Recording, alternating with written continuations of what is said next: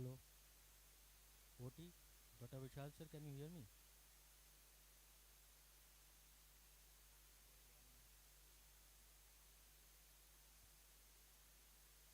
OT. Can you hear me? Dr. Vishal sir.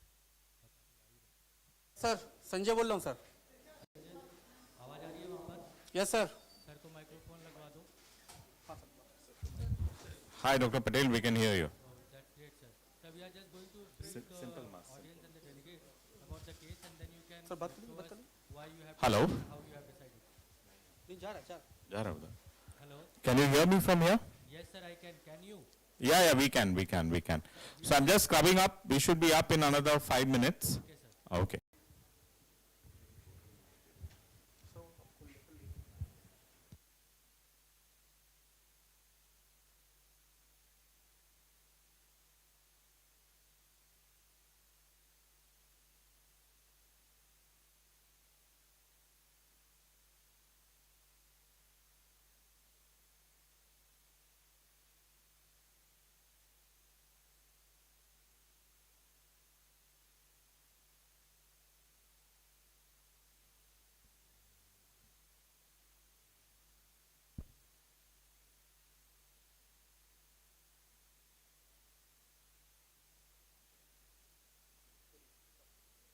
Hi, can you hear me now?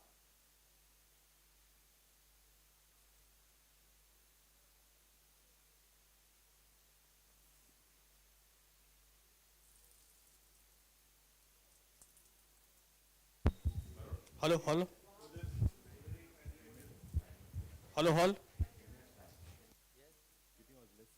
Yes, we can hear you.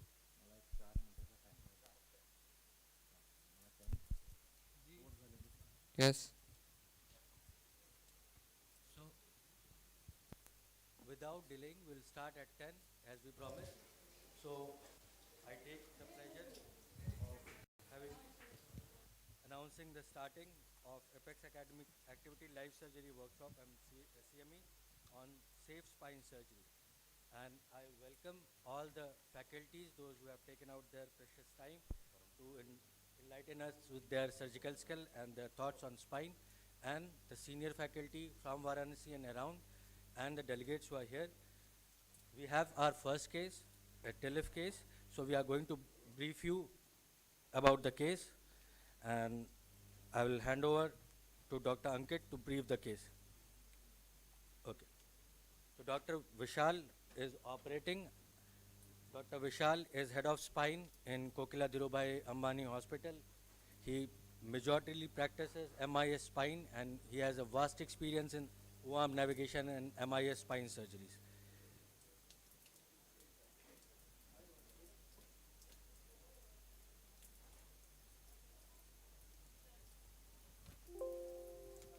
PPT up.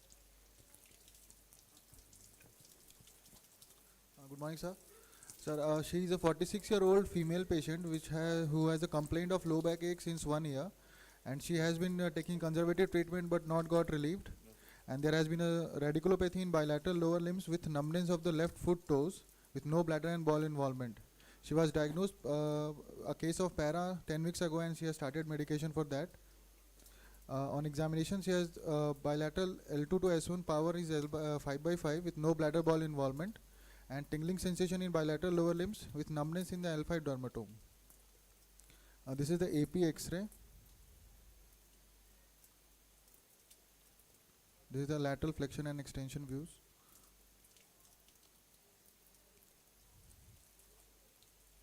And then from right to left, we have this MRI picture.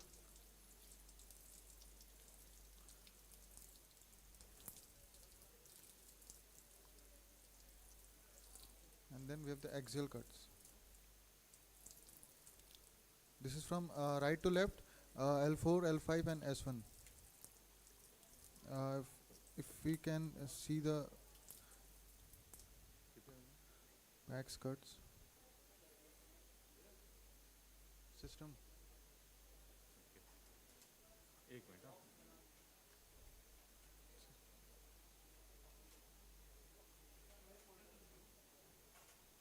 Back skirt दिखाओ उसमें. Back skirt.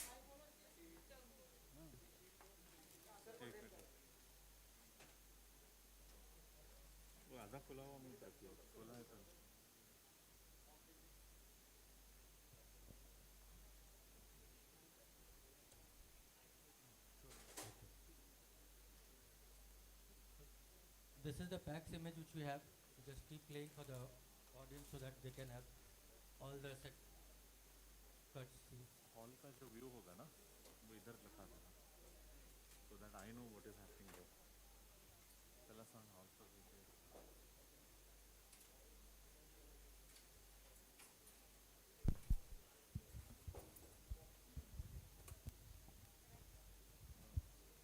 Serlian? Vishal sir, can you see us? No, The they are wall just pictures they are you patching taken? up a view. We just asked them. Oh, it can't be done. It can't be done. Sanjay Sorry. Oti?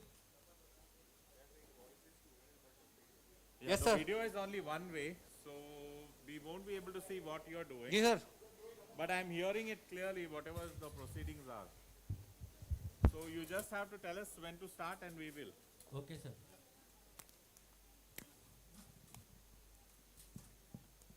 So we have gone through the case here. Yeah. Dr. Vishal sir, Yeah. we have gone through the case here. We have seen the MRIs and the X-rays. We know the clinical detail. So we would like to know your perspective, what you have planned and how you have planned. So I think this is a lady in her mid-40s with left more than right claudication and backache for the past couple of years, and the distance is fairly short. There is a mild weakness in the EHL that I could see. I'd seen the patient yesterday, and if you see the MRI, there is a stenosis at the L4-5 level which corresponds with her symptoms. Bilateral EHL weakness, right? Yeah, there is a bilateral EHL weakness of about 3 to 4. And she's severely distressed. She's tried all the remedies. Nothing seems to have worked for her. And if you see the X-rays, especially the sitting and the flexion, there is an instability at the 4-5. And MRI clearly shows bilateral facet effusion. There is infolding of the ligamentum flavum and type 2 modic changes of the L4-5. So this would be a good case for fusion. There is a mild effusion in the L3-4, but fusing both L3-4 and 4-5 at the same time in a young person would make the next level even more early. So I would take my chances with a 10 to 15% adjacent level disease, which would happen over the next 10 to 15%. So for that 80-85% chance that this may not happen, I don't want to fix the L3-4. We were in two minds yesterday, but I'm definitely sure that a 4-5 minimal axis fusion should be the ticket for her, because we'll be leaving the posterior elements intact. There will be no damage to the posterior tension band. As far as I say, we'll try to restore the disc height so that the lordosis also gets restored, and that should do the job for her. Does the audience have any questions for us? Actually, Dr. Vishal, it's Dr. Harpreet here. Hi, good morning. Yes, good morning, sir. Sir, on the X-ray, as you said, that I can see some instability on L3-4 also. Yeah, so And the facets are also quite vertical here. yeah. So, would you like to leave it, or you want to go it in the same So shape? there are Put the screws and stabilize. That will not help. no. If you have to fuse, the screws don't fuse the joint. It has to No, be no, a fusion. I'm saying that you don't do TLIF, you just put screws and do posterolateral fusion here for L3-4. Like I said, she is a fairly young person. There is a mild step at 3-4. And more of this step is coming because of the kyphosis at 4-5. When you restore the lordosis, that body is going to move back. Ideal circumstances and practical things are two different things in practice. If it's a very high demand back, I would fuse 3-4-4-5, but then if you see the 5S1, that's also waiting to get into trouble. So no, in this case, no. In fact, I and Dr. Patel had a long chat about this. We were get ready to do a 2 level for this, but I think 1 level should be good enough. Okay. But I take your point. It is something that we will need to be worrying about.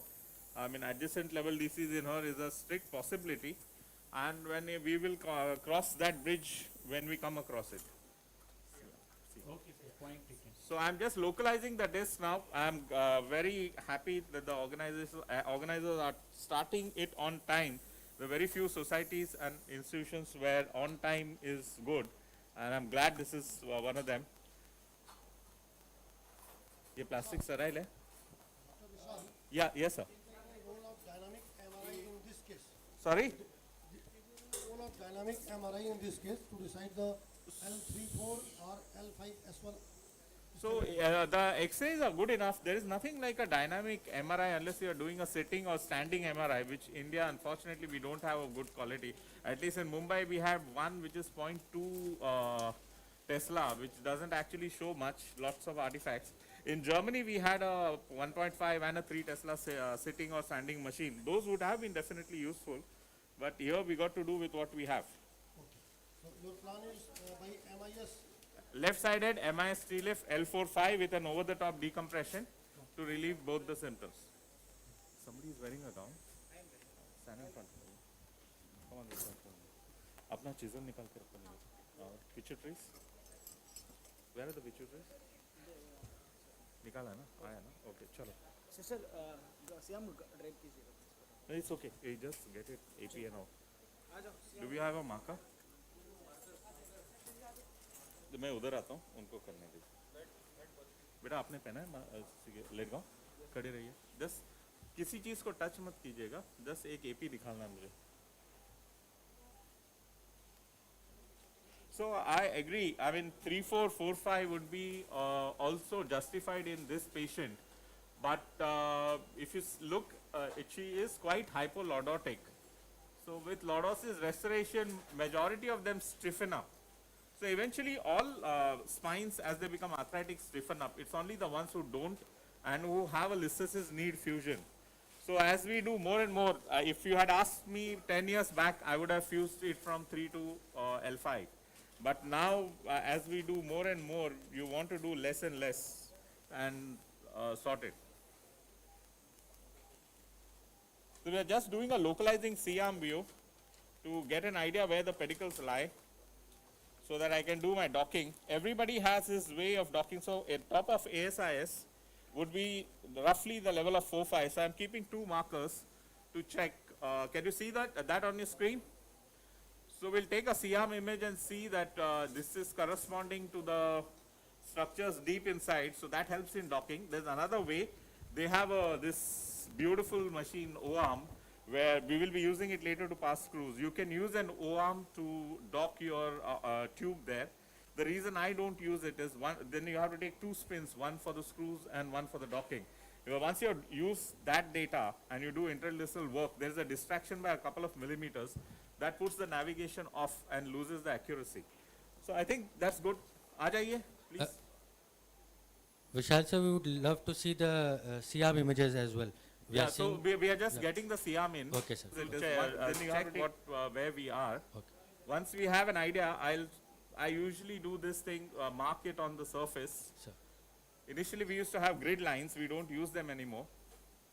So we just mark the pedicle, the disc and start. Okay, sir. What is the Dr. Vishal, Take a shot. primary cause of spondylolisthesis that too is such a young age, posterior element intact? Sorry, can you increase the volume? I can't hear What the is question. primary cause of spondylolisthesis in this case? So I think the listhesis happens over a period of time. It starts with a degenerate disc, the loss of height, pressure on the facet, and as the facet becomes more and more effuse, the capsule stretches out and it goes to grade 1 or grade 2. Any high grade listhesis usually will be associated with a pars defect. Over a period of time, the stress on the pars increases, breaks, and then they go to grade 3 and 4. So the theory behind listhesis is there are varied reasons that can happen. I remember when I gave my MS, there were those 5 or 6 causes: iatrogenic, dysplastic, and what else? Yeah, so I have the resident here who has everything, idiopathic being the most common. Second being iatrogenic, because a lot of surgeons, at least in our times, will just go very wide with the laminectomies and knock off the parts or make it so thin that it cannot be a weight bearing or torsion neutralizing structure. Okay, take the shoot. Then of course dysplastic, congenital are the 2 other this things. So he has taken. थोड़ा ऊपर जाइए बेटा. Okay, 1 minute. आप sir की तरफ लीजिए, magnification कम करेंगे तो भी चलेगा। ओके, थोड़ा आगे आइए मेरी तरफ, और थोड़ा पैर की तरफ, 1 इंच पैर की तरफ जाइए। The C-arm tilting is also required, sir? We will do it. Well, let shoot, please. Yeah. So there is the image. So, okay, आप निकालिए इसे पीछे प्लीज, आप उसके ऊपर ये करिए। एक काम कीजिए, अभी इसको एक 5 degree, it is I think 5 degree ऐसा करना है।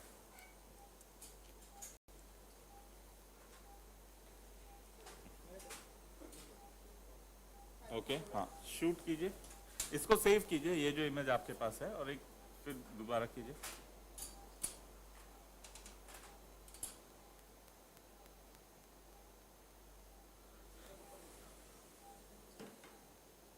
नहीं, ये ज्यादा हो गया, इसको और 10 डिग्री कीजिए। सॉरी, अभी इंक्रीजिंग, और एक मिनट बेटा, 5 degree is good enough. Shoot please.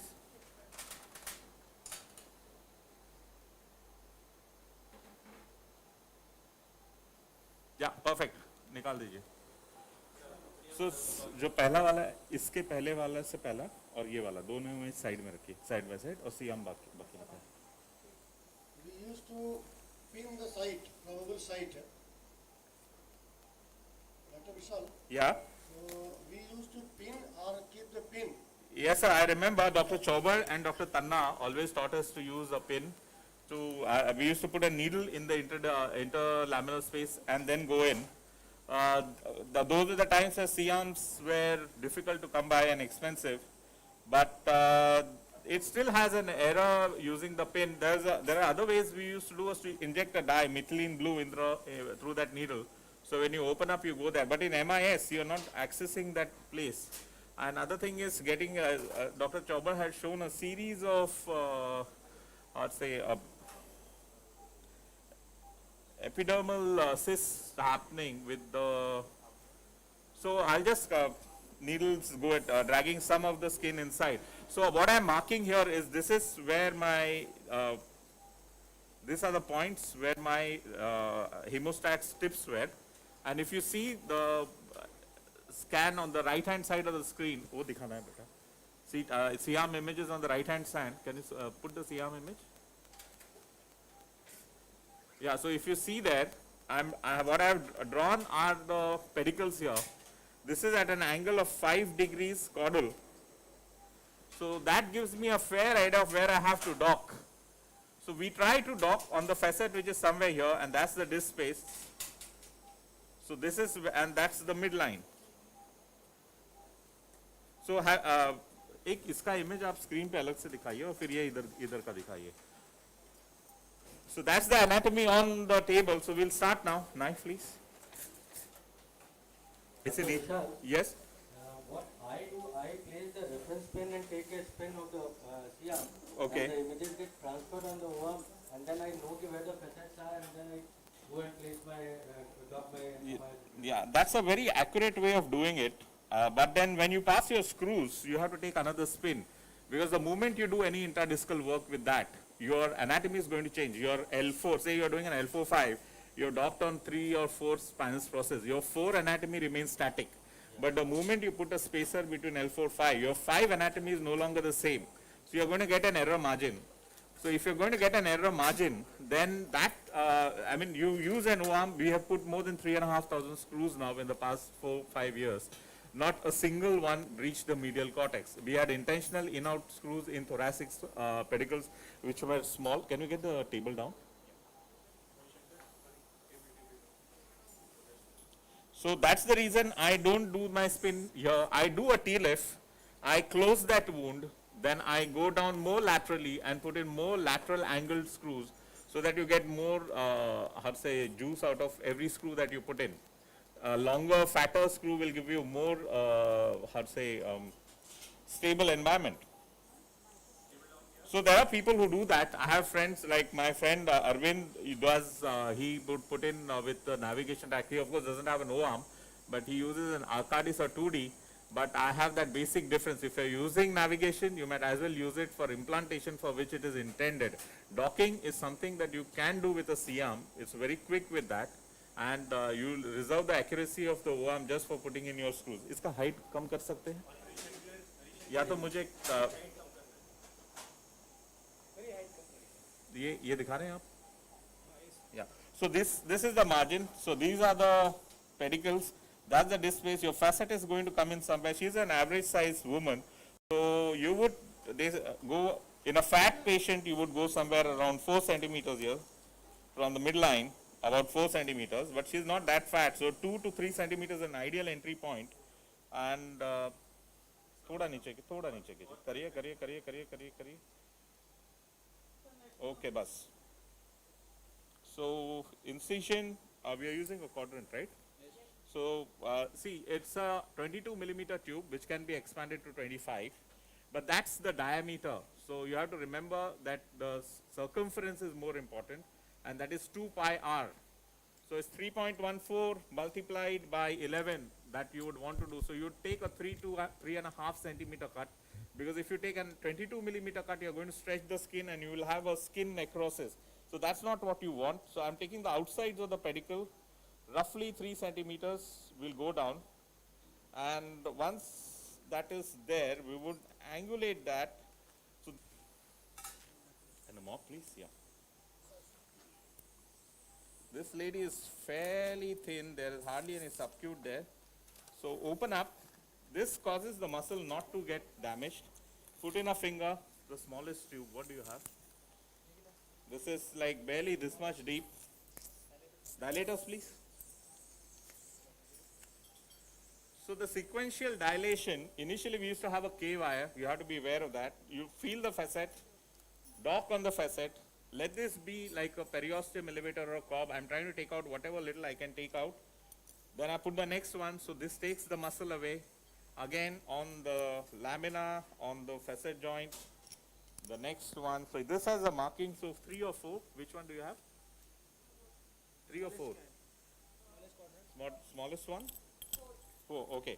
So she's a very petite lady. In fact, it's not at all like average. Where I practice, we have carbohydrate rich diet fed Gujarati and Maharashtrian ladies. I am a Maharashtrian married to a Gujarati. So both sides of my family are fairly obese like me. So we would put in 6, 7. We had the misfortune of operating a 150 kg lady day before yesterday. I can tell you it's not easy. Docking takes more time than decompressing. Dr. Vishal, are you doing all your cases by MIS or do you do open TLIF also? Open TLIF I haven't done in a very long time. And when I say a long time, I mean budget for that. So we have a free kind of ward that happens. So in that ward, we have done probably in this year 1 TLIF, that too last week, yeah, or that is open. Because even when we don't have the budget for this thing, what we do is we use an MIS photo and we put normal screws through them using landmarks. So that's kind of, now I need one more dilator. The last dilator is not there, sorry, my bad. So what do you think is a quicker surgery, open TLIF or a MIS TLIF? So this was a question that was asked to me a lot of times by my very good friend Samir. So he was doing an open TLIF, I was doing an MIS TLIF, and he said, look, I finished my surgery and I'm outside and you're still putting your screws in. I had only one thing to say. The ladies, please excuse me for what I'm going to say to this answer. There is nothing like a fast and quick good surgery. What about the safety for the surgeon? That's what I'm saying. Radiation exposure. So that's what I'm saying. Let me finish my answer. This is for all the trainees and people who wish to do spine surgery. There is no pride in doing a fast surgery. You have to do a proper surgery. Fast surgeries were done when anesthesia was not good and was dangerous. Today, the reason we can do complicated surgeries is because our anesthetists have gone much better than what they were a few decades back. Doing a fast surgery is like premature ejaculation. It leaves nobody except the person doing it happy. You should do a proper surgery, pituitary. So does that answer one? Second thing, radiation is a big risk. of surgery, and that's the reason you should switch to navigation. And when you use an O-arm, the radiation risk to the patient is a little higher, but the surgeon and his team who do it day in and out have very little exposure. So if you, I would show this photograph of my hand on left side. I have no hair here, and I have a lot of this because this is a hand where I would use a Jamshedi needle to put it in. And that's where, can we get the microscope so that they can have a look at what we are doing? Microscope draping kijiye. So I'm going to, I have just docked on this thing. Can I have a opener? Acha, ye. Isme yahi hai. So once it is docked, the quadrant being an expandable system, it can be opened in the cephaloid and caudal direction, and you can kind of give it a little opening angulation, so it increases your reach, and that is the thing. Loosen. Sorry, did that answer the question of why MIS is better than open? Yeah, there was a debate in which Dr. Vaccaro was a proponent of open TLIF. That is why he put this question. So the thing is, I personally believe now, I learned under Dr. Tanna and Dr. Chauber's team in Nair, my PG was there. I did my fellowship with Professor Wong and Daita, and all of them are open surgeons. Eventually, it's like laparotomy used to be the gold standard, but 30 years ago when I was training. Today, if you say you're going to do an open appendix or an open gallbladder, people will laugh at you. Because that is done where technology access is not there. Where you have the tech, you should not be doing it. It might take some time, but it leaves a much lesser footprint. It is much safer, and the outcomes are definitely better. We do up to grade 4 listhesis. We have more than 100 cases. C-arm image where we adopt a lateral lesion.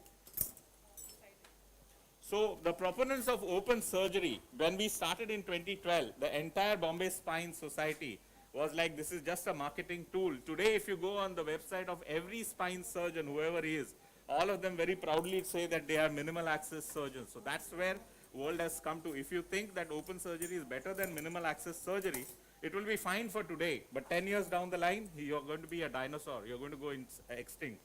So it's better to adapt early at whatever age it takes. Dr. Vikas Gupte, the person who helped me with my initial thing, took a fellowship break when he was 47 years old, and today is the finest MIS surgeon in the country. And this was in 2004. Today is 60 and he still pushes the envelope. So there's no reason why anybody else can't do that. I took my break when I was into practice for 9 years to go and train again for MIS. Sorry, I can't hear anything from the audience. I hope they are Yeah, we are there. Yeah. Iska height badhaiye thoda. So this is something I always do. The reason is we operated one staff member 2011 in Jaslok, and while we were docking, the patient was given a head high. So instead of docking at L45, the entry point of L45 and L5S1 is the same. It is just an angulation of 15 degrees. That 15-degree angulation actually took us to the wrong level, and we had big trouble. We ended up fusing the L5S1. We had to go back to the L45, and it was extremely embarrassing to tell the sister that we did the wrong level. She was very nice about it, but after that, every case, it takes 5 minutes extra, but I would want to check the level I have docked in all the time. Aapne gaun pehna hai? Aisa khada rahiye. Full down कीजिए CM. Full down है तो table height के ऊपर कीजिए. हाँ ठीक है. Okay. आ जाएगा. दिखाइए please. Sorry. So that's where we have docked. आप थोड़ा नीचे लेके आइए सीएम को. सिस्टर ये थोड़ा नीचे ले लीजिए.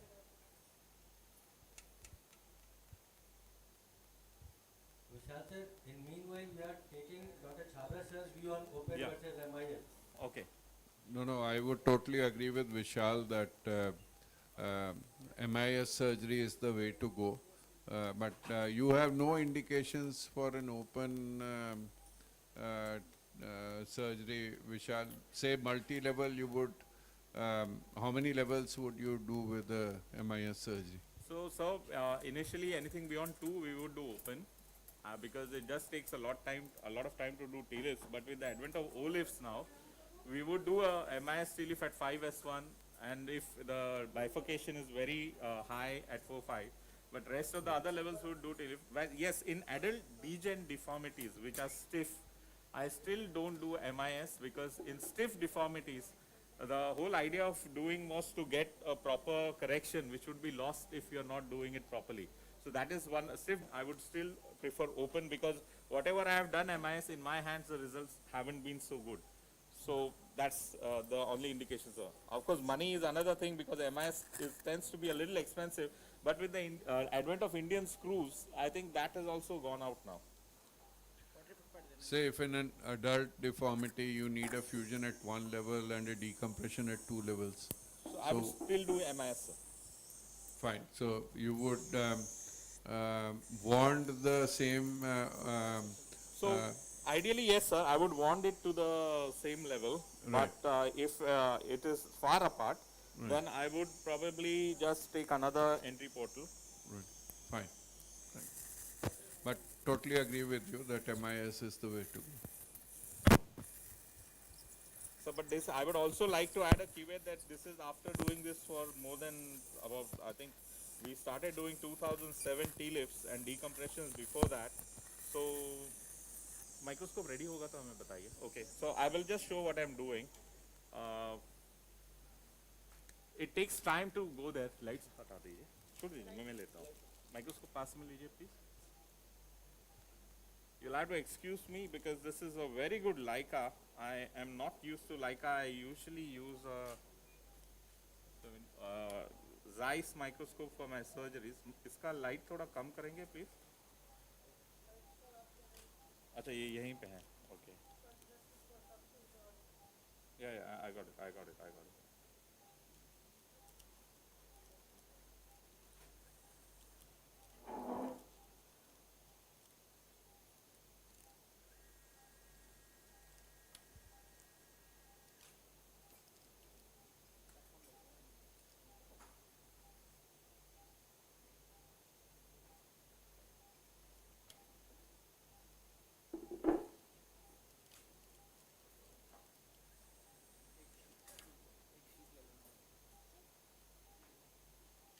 इसका हाइट थोड़ा ऊपर कीजिए.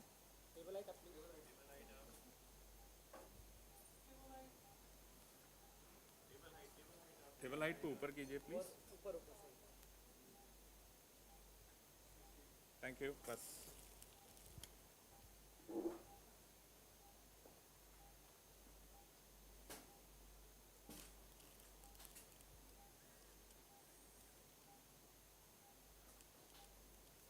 so is this seen now?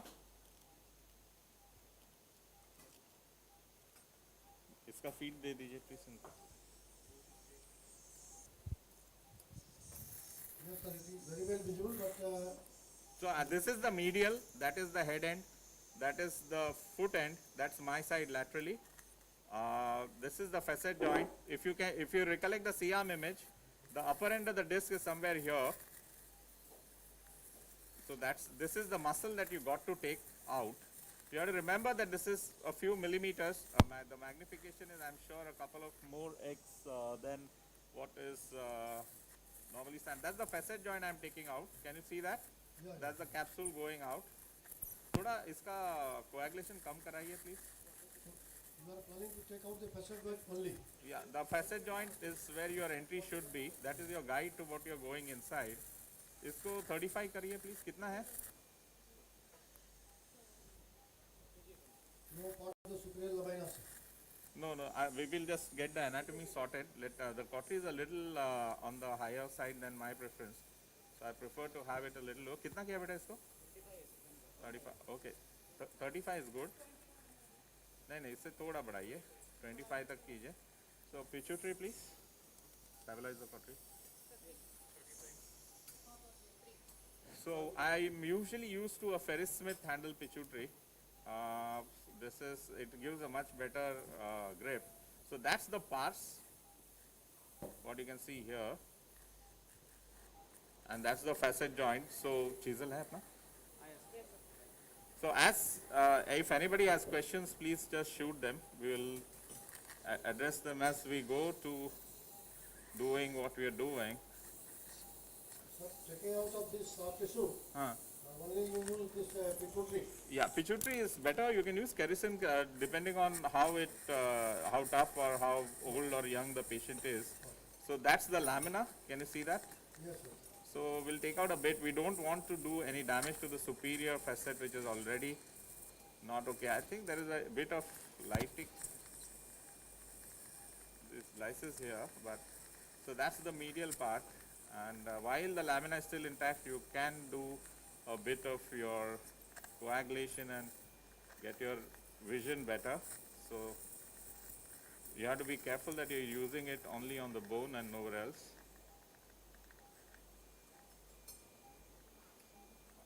Kerosene hai? Vishal, can you zoom out a little bit? We are not able to see the whole ring of the tube. Oh, okay. Fine. We'll just.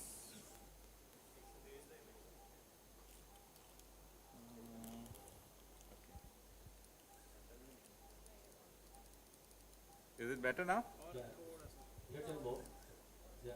Thank you, sir. I think this is good enough. Okay. If you are comfortable, only then. Let me get this. Is it better? Yeah. It's Okay. And we'll do one more thing. We'll just brighten it up a bit more. Okay, this one. We are having a perfect view, sir.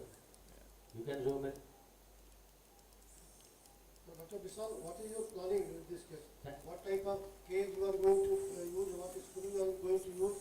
Whether blood roots decompression is required or not? Of course, sir. So we'll need to do an over-the-top ipsilateral as well as a contralateral decompression. At the same time, while you're doing it, of course, the decompressions of all the 4 roots should take place. The cage, I prefer a bullet-shaped cage. So that kind of goes in much easier through an MIS tube. My friends sometimes use banana. Everybody has his personal choice. 5 eh? Single bullet you have planned. Sorry, sir? Single bullet. Single bullet cage is good enough, sir.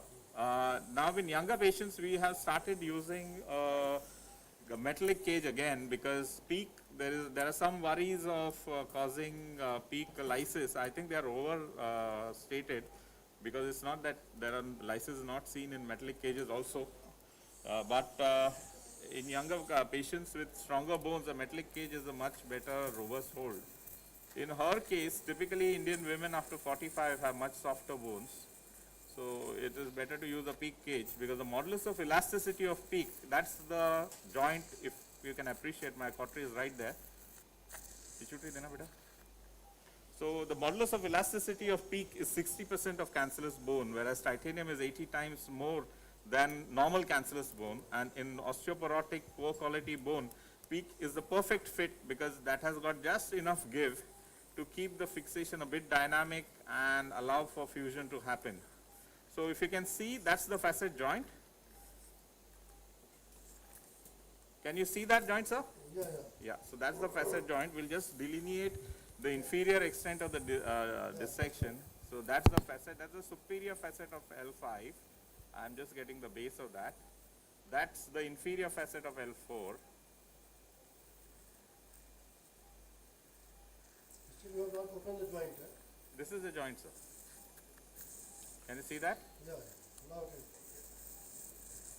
Movement is clear now. That's the joint, and you can see it was fairly unstable. So that's the lower extent of the. So Vishal, have you ever felt the need of doing a bilateral facetectomy? We have done bilateral facetectomies, especially in our early high-grade listhesis. Now what we do is we do an internal facetectomy by going over the top. So I'll show you what I mean by an internal facetectomy. Kerosene देना तीन. Curate है अपने पास बेटा? Without going from that side. Without going from the other side, yes. In very stiff dysplastics, I still do a bilateral 2 tubes we dock in, do a facetectomy from both sides, and then the reduction is much better. That is also for only high grade because there is. Is it the synovium or? It is the capsule joint cum synovium complex 5. Very good, Kerosene. I must say the equipment is top notch. Vishal sir, Jitesh here. Yeah, hi. Hi sir. So So you will, in some cases, we have foramen also pretty tight on the contralateral side, on the other side. Yeah. So you will dog the tube again in those cases? No. The over the top ensures a better decompression on the contralateral side than what you would achieve on the same side. So you won't dock it again At all. Yeah. I am more happy doing over the top and foraminotomy on the opposite side because it gives me, if I have say a right-sided cyst facet which I have to take out, I would go from the left side because it gives me a better version. So can you see this? I'm using a curette. Yeah. The reason to use a curette is this is sharp and this is blunt. So even if this touches the dural sac, the chances of it causing harm are less, whereas the sharp edge of the curette releases the phlegm from the undersurface. That's what I'm doing. So this is slight angle 3O that we are using. This is made in India, very good to use and cheap to acquire. And we've been using this particular one for nearly a decade. Pituitary, please. So that done. Osteotome, osteotome ready. Medium hammer, 150 to 200 grams. So that's the pars. And if you see the C-arm image, this is where the disc upper end is. So that's all you need to expose. So there is a pesky bleeder here that comes. That's a. Pottery नहीं चल रहा बेटा? Pottery देखिए.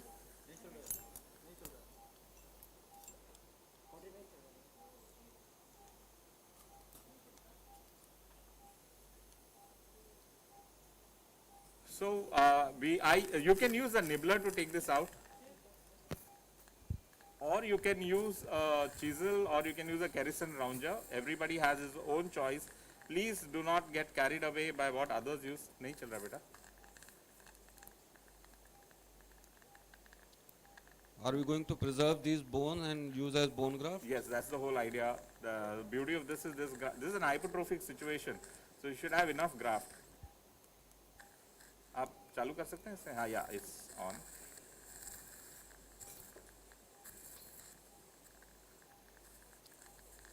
Dr. Vishal, have you ever used BMP for fusion? We used to use it in my fellowship days. It was the fashion. Early 2000, everybody was using BMP. Then we had a catastrophic failures that were published, so we stopped. I use it more in scoliosis nowadays. Never for, and very rarely in redos where you have had a couple of surgeries and union has not happened. So one thing that you have to remember here is that's the tip of the superior facet. Can you see that? My cautery tip is there. Yes, sir. So that is where your dissection for this has to go. Otherwise you will never be able to take this out. And we need the cautery to work better, beta. It can't go. आप कुछ और करिए please. There's some bleed from here. Are we already into the disc? No, not at all. We are far away. We are just sorting the cautery issue. It's working fine, but Can you irrigate for the more clarity? okay. Irrigation clearly. Okay. So can you see the images now? Yeah. It is not coming proper because of the fumes. But as we can somebody else put another suction here? No, we can see nicely. Means we are, the picture quality is good. Yeah. Your microscope is excellent. Leica is one of the better microscopes. Like though I use Zeiss a lot. So get me a chisel now. Curette has been there. So we use this chisel. This is angled at so it doesn't come in your way. So there are two cuts you got to take. So this is at the level of the parts. थोड़ा बड़ा बाना ये अनस्टेराइल हो गया इसको ले लीजिए ये अनस्टेराइल हो गया इसको ले लीजिए somebody just hold it yeah. I'm sorry the hammer just touched something and I need a cautery please.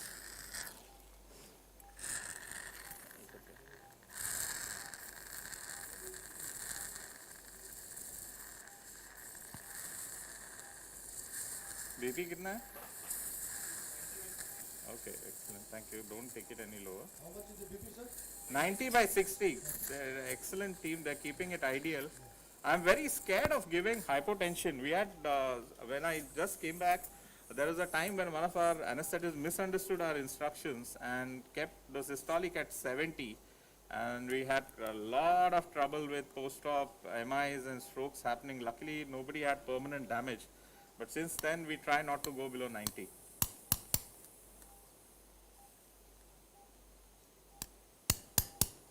So that's like, does anybody eat betel nuts? My father used to eat a lot of pan, and I used to crack the betel nuts for him. So this is like that. I have a betel nut plant in my house, sir. Alright. So that's the thing pituitary to me. So this gives you good graft, and at the same time it saves your hands from the fatigue of using a kerosene or a Leskill. Bone graft rakhiye please. And that's the lower part of the facet cautery. Cautery चला रही है please. आप ये wire change कर सकते हैं? कर लीजिए please. So that's another part of the hypertrophic capsule which we'll need to take out, and just coagulating it before. Chalo, kerosene number 5.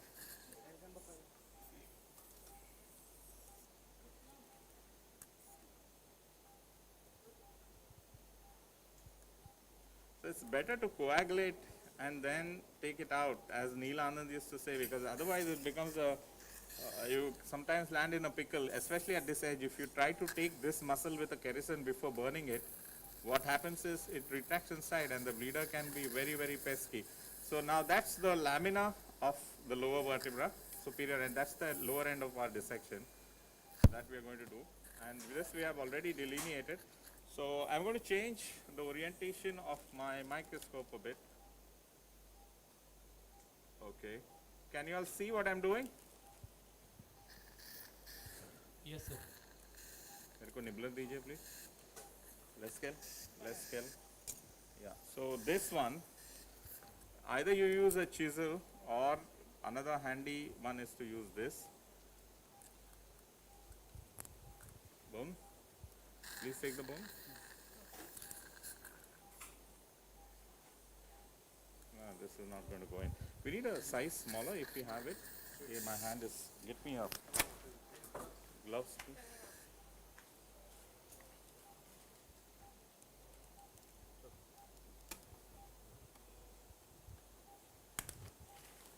Pottery.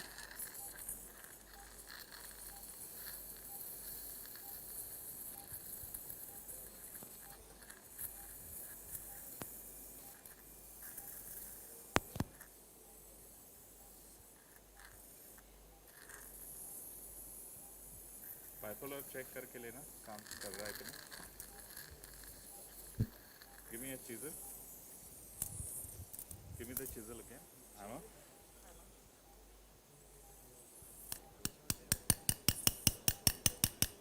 Suck. So that's the facet pituitary, big one.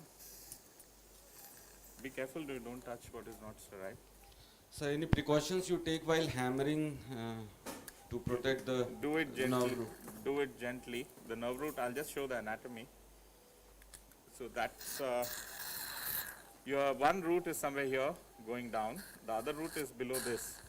So this is usually safe. You should worry about this. Your hammer should not go down. That's why here I couldn't get a good bite.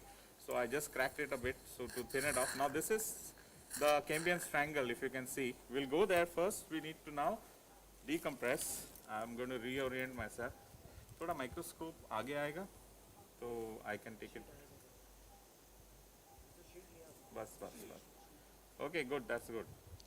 Dr. Vishal, do you think burr would have made things easier? It does make it easier. The issue is it doesn't give you any bone graft. Yeah, but intermittently we can use it. I don't use. I mean, then what happens is it increases the cost of surgery because you have to use allograft. And the best graft is patient's autograft. So I would prefer. Okay, that's there. Cure it to me. So where will be the exiting root and traversing root, sir? So I'm just coming to that. So can you see this part of the lamina? I'm going to take that out. Yeah. I would have preferred to take this part a little bit more because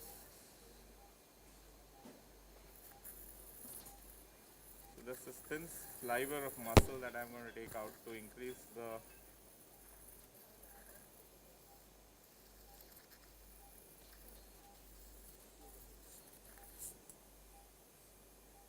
listen to me. ये suction बंद हो गया बेटा. Suction देखिए, चालू कीजिए.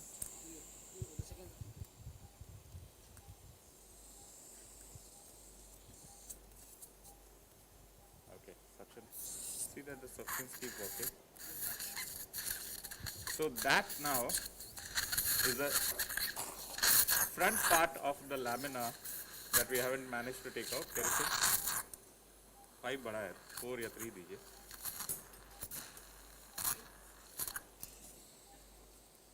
Four है? Yes. Bone please.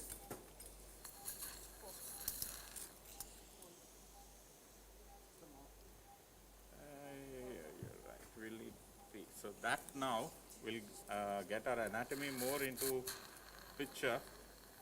Of course, this is showing a fabulous image here. I'm not sure how much clear it is there at your end. Yeah, it's quite clear. So that's where the ligamentum flavum's proximal most attachment will be.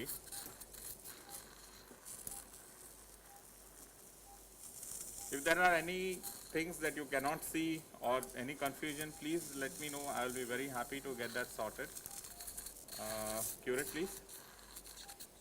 Things are good, Dr. Vishal. Yeah, ballpoint to me. If you find comfortable, sir, on X-ray, just demonstrate from which section you are taking out. Some people came late, so orientation may not be as adequate. Okay, so I'm just going to orient everybody again. Yeah. That is the head end, that is the foot end, that is medial, that's lateral. The L4-5 facet joint was here. We took out the inferior L4 and we have taken out a part of the L5 superior transverse process.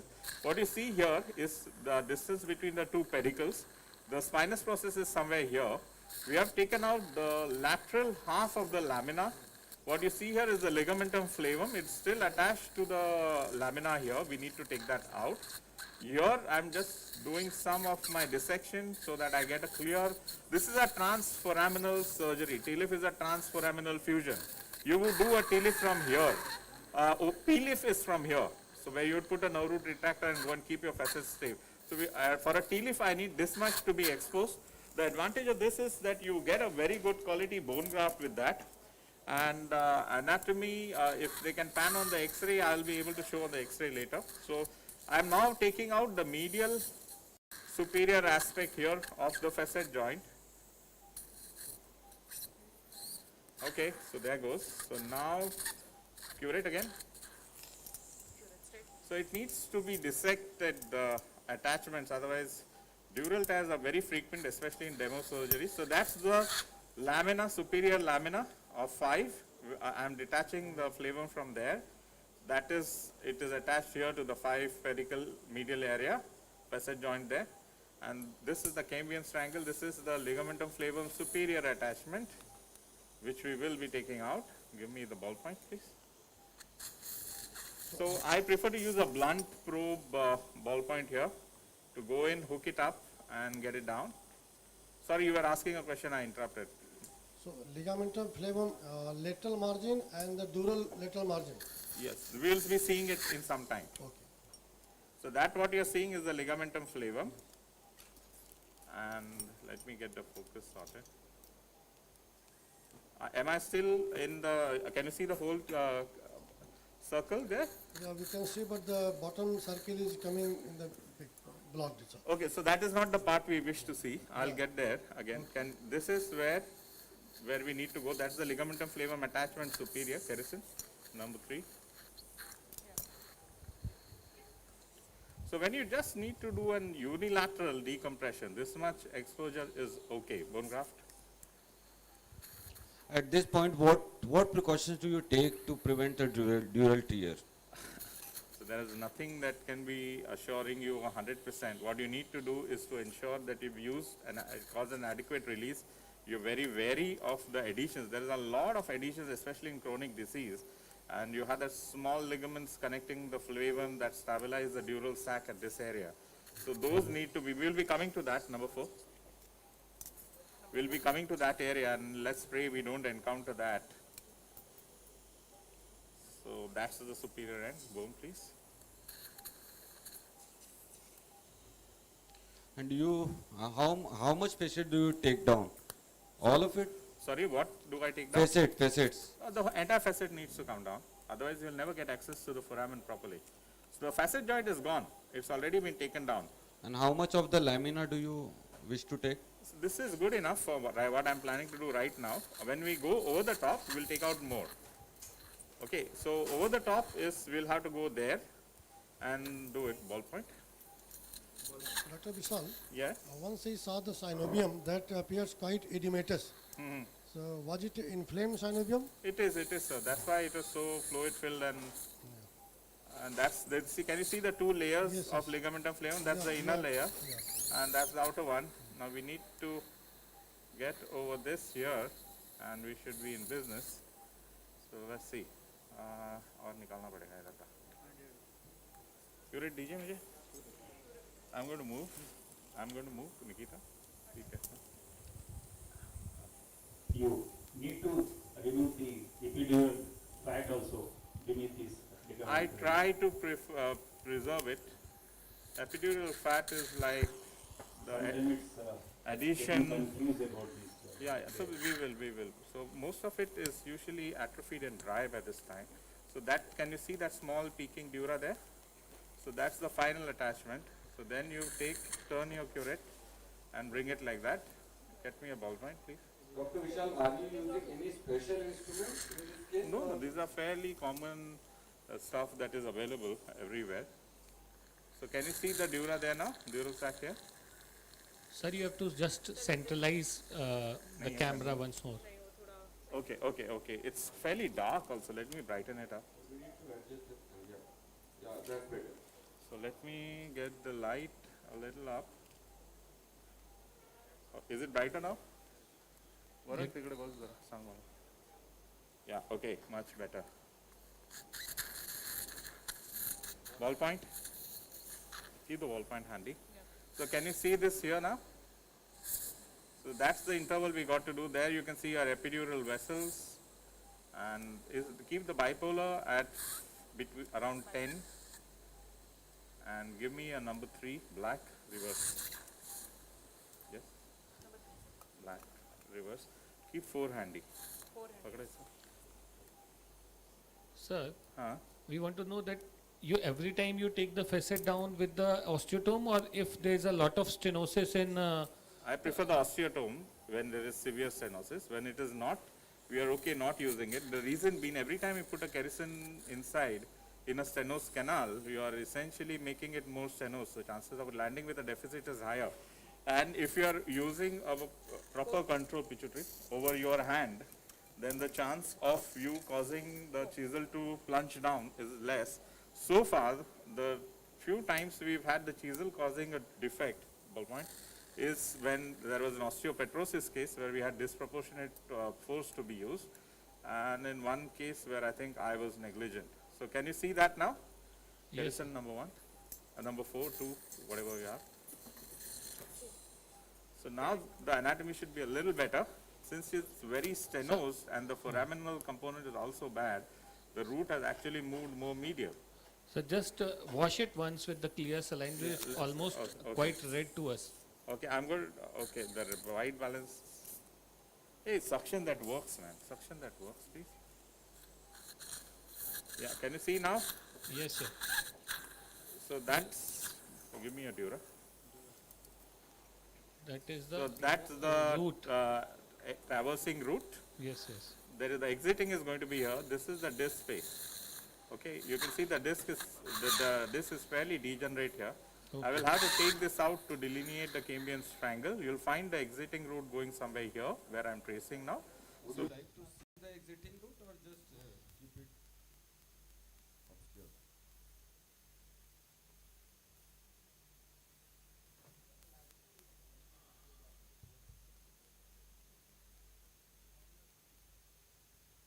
Dr. Vishal, can you hear?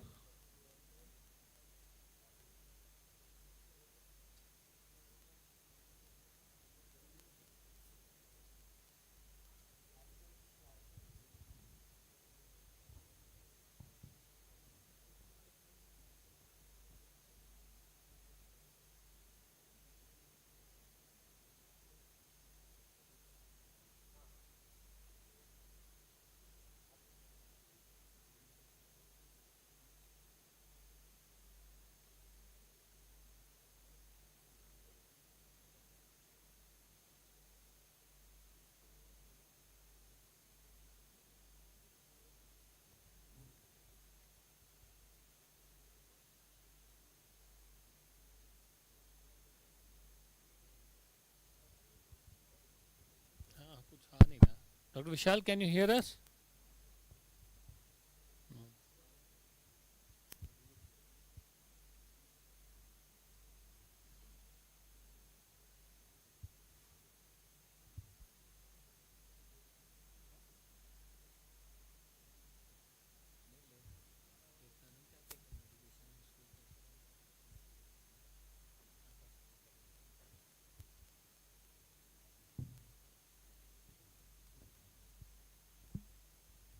Can you hear us, sir? Hello.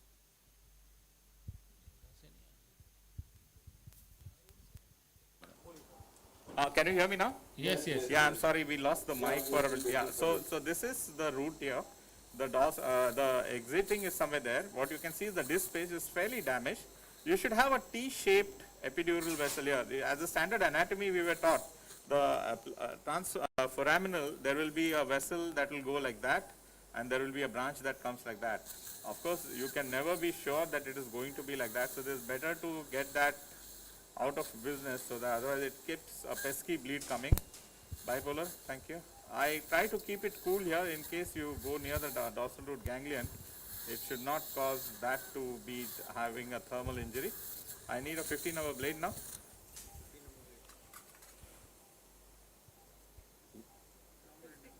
बेटा जरा बड़ा handle दीजिए 11 चलेगा चलिए वो दे दीजिए बड़ा handle होगा तो देखिए मेरा निकालिए नहीं था So it is better to have a little longish handle. You should cut away from more important structures. So this is where I'm trying to get the disc out. So my biggest mentor, Dr. Umesh Vensarkar, the head of neurosurgery at Harkisan Das and Nair Hospital, used to call this cutting the cake. So you're literally cutting the cake here. I don't use an 11 number. It's a very precise knife though, pituitary.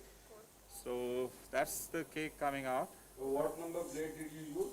Right now I use an 11 number because that was on the long handle, but I prefer to use number 15 if you ask me what's my choice. Can I get the shavers please? So once this is done, this is a number 8 shaver. So this is sharp on both the sides. We'll just, since this lady we know has a big disc, this should be good. Next size up. So you go straight. It should not hit the bony plates. If you are hitting the bony plates, you're probably using a too big a size. अपना ये आया क्या महालक्ष्मी का shaver box में है? Can we reposition a bit? I'm sorry. We can't see the screen properly. Can we reposition a bit? Operating side Okay. is a little at the bottom. Yes. I'm just Not going to. that. Yeah, is that better? No, no. Okay, okay. मैंने zoom out. Please zoom in. Is it better? Yes. Okay, now I'll just zoom in a bit. Yes. My apologies for not. Now is it better? Yeah. Yes. So this is what I'm hitting in. This is a number 8 shaver. So this should go in easy. You don't need actually to take in a retractor for this pituitary. So I'll just orient you again to the anatomy for those who have come new. So this is the cambium triangle, a little bigger. So that's the disc. Can you locate the dura for us? That's the yeah, this one. Can you see that? Give me the ballpoint, please, or a dura. Thank you. So can you see this root here? So that's the dural sac. That's more like the epidural vein along with that. I'm not going to go there. I will finish this first and then go there. So that opens up and gives me more place. If I plan to retract, then I have to do an over the top before. Because if I don't do that, it's going to compress the neural structures. So next shaver, 10? 10 done, sir. ये क्या है? 12. 11 नहीं है. 11. So that's the number 12 shaver. I'm using more like a box cut now. Yeah, so we should be using a 14 to 16 size cage if they have it. Pituitary. Please give my curates. Curate, ready रखो बेटा. Ring curate, orange है. इसको पकड़ो. Sister. Ring curate. So the crux of doing a T-lift. Do you have the ring, beta? Okay. whenever you do a T-lift, I see a lot of surgeons stop after using the shaver. Using the shaver is not going to give you a fusion. You need to make the end plates ready.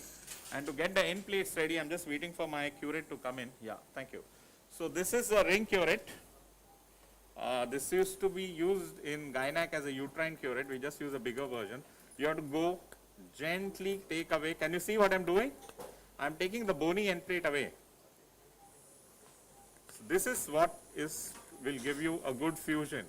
That is taking out all the cartilaginous end plate there on both the sides.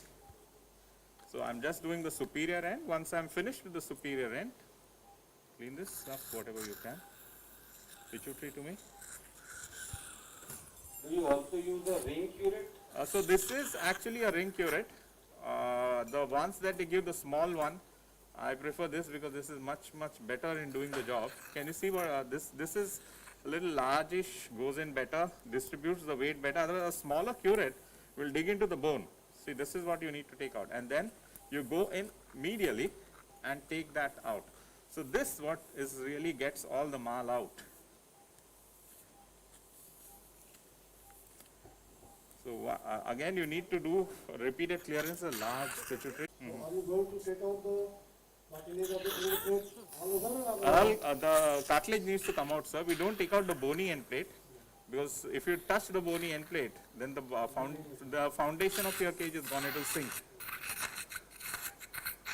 So a lot of minimal access surgery and of course even open depends on indirect decompression also. So if you restore the height, what you're essentially doing, the front of the spine is a load bearing area. So you need to restore the height there and let the cage do the load bearing. The behind is a torque neutralization. Can you give me the curate again? Can we also ensure that we have taken enough disc out by a CR picture? No. So to quote Dr. Gabriel Lu, who was my friend in Singapore when I was training, Gabriel was the registrar there. How much ever you take out, there's still some more left. The best way to ensure a near total is to go anterior. I'm not an anterior surgeon. I don't, though I trained with Bob Mane, I'm not that comfortable doing anterior surgery in India for all the reasons. Opposite side. Sir, you don't need to use the dissector at the vertebral distractor at this level. No, Not yet. it- I'm not just- needed. Not yet, sir. So opposite side. There is enough space to this remove this cartilaginous portion of vertebra. Yeah, so there is enough space. See, I can take, this is a fairly big size instrument. It goes in, this you go to the opposite side and you then scrub away all the cartilage from there. So this is going to keep your this space very healthy and kind of ready to take in the osteointegration that's required. Next one. positioning the patient, do you take any special care that patient should be So positioned most by- important is to see that the eyes are okay, the stomach doesn't have any pressure. So that kind of does half the job. If you have pressure in the stomach and it will show a resistance to ventilation. And that's when you're going to have that continuous ooze from the epidurals that's going to be very pesky and not let you function well. So there it goes. Give me the up angle. In higher grades of listhesis, how difficult it is to prepare, how much more difficult it is to prepare a bed So it than was, a grade 1 listhesis? the challenge is getting your instruments in because the disk space is practically not there and the step.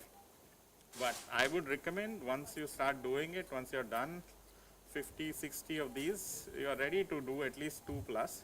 Suck please. So they should be seeing what I'm doing. So what I'm doing is I'm going to the base of the disc, then hitting the bone and pulling out whatever I can. A lot of surgeons just do this. Medium size box cut.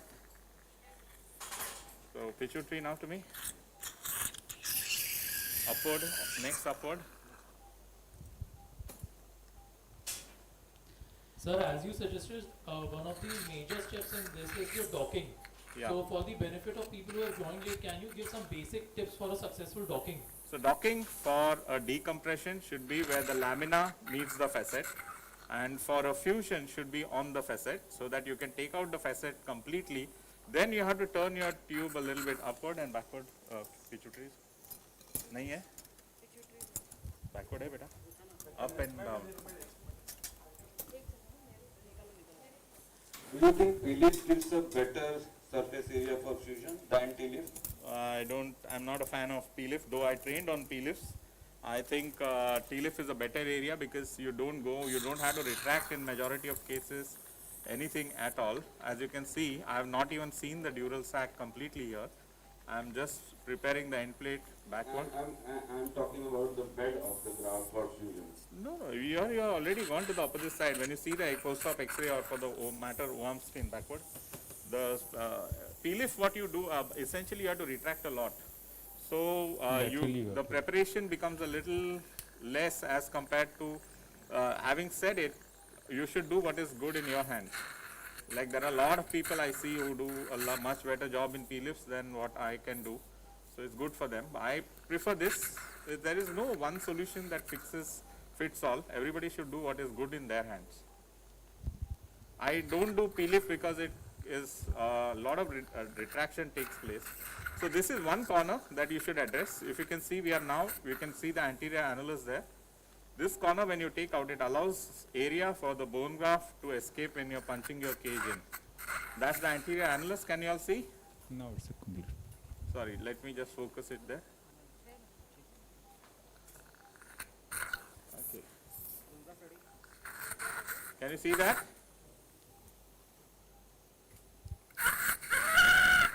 Can you see this? The white, that is the anterior annulus and capsule. So that's the bone end plate there. I'll just go, Sri, put your suction in. I'm going to move this. So this is the, okay, is it seen on the screen? Somebody will have to run. It is. So that is the superior end plate here. That's the anterior area. Hold this. And give me a backward. Not going to take out the anterior annulus ring. Not at all. So that is what will help us. If you take that out, you will be saying hello to the anterior vessels, and that's a disaster. Dead end. That would be end of story for all of this. So that's the anterior-most part. A lot of people leave a cuff intact there, including me. For the purpose of demo, I'm just going down to show that this is how much you should do. And this is a beautiful view that the microscope affords you. Okay, now I'm going to take a box cut. A lot of people don't take it. You should take it, because if you don't take a proper box cut, medium, you're never going to get in a large size caged in. So this is the instrument. Box cut of size of the cage. Yeah, so a size under the or less than the cage. So this is a medium size. We can't see, sir. Please focus on that. Okay. So now it's clear. Yeah, so this is what I do. This box cut opens. See, a cage is like two inverted saucers kept on each other. So unless you have a proper size box cut, you are never going to be able to put in pituitary. Straight. Cage funnel, bone funnel.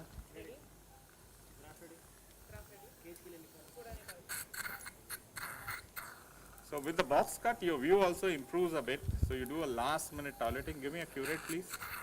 Ring curate. That, apna, gynae curate. Now your box cut preparation is in the same direction where you are going to put the cage. Yes, very much same direction. So now that I can see some amount of this space there, so I need to clean that out. So what is Pituitary. your take on osteoporotic bone and preparation of the body? You have to be more careful. That's why I use a wide ring curate than a small ring curate. Having said it, no instrument can guarantee you there will be no breach. But the wider the instrument, more wide the load distribution. So the chances of digging into the bony end plate are less. Okay, bone graft, funnel.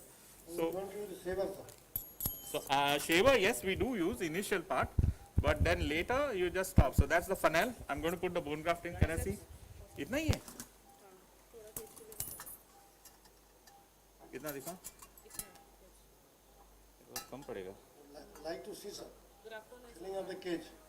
So this is what we have. खोलो. ये दो. पकड़ो. We'll get more. डालो. So this is the cage. Can you see the cage getting in? Yeah. So this is directly inside. Not focusing. So okay, this would be a challenge to do. Let's see. Okay.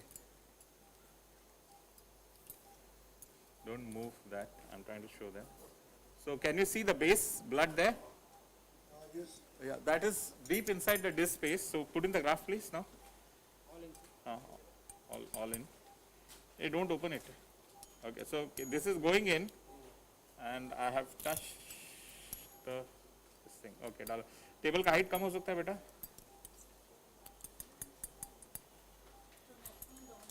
Okay, thank you. Okay.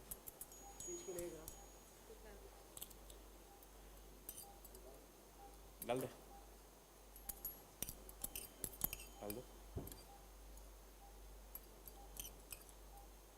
You'll have to discard this instrument.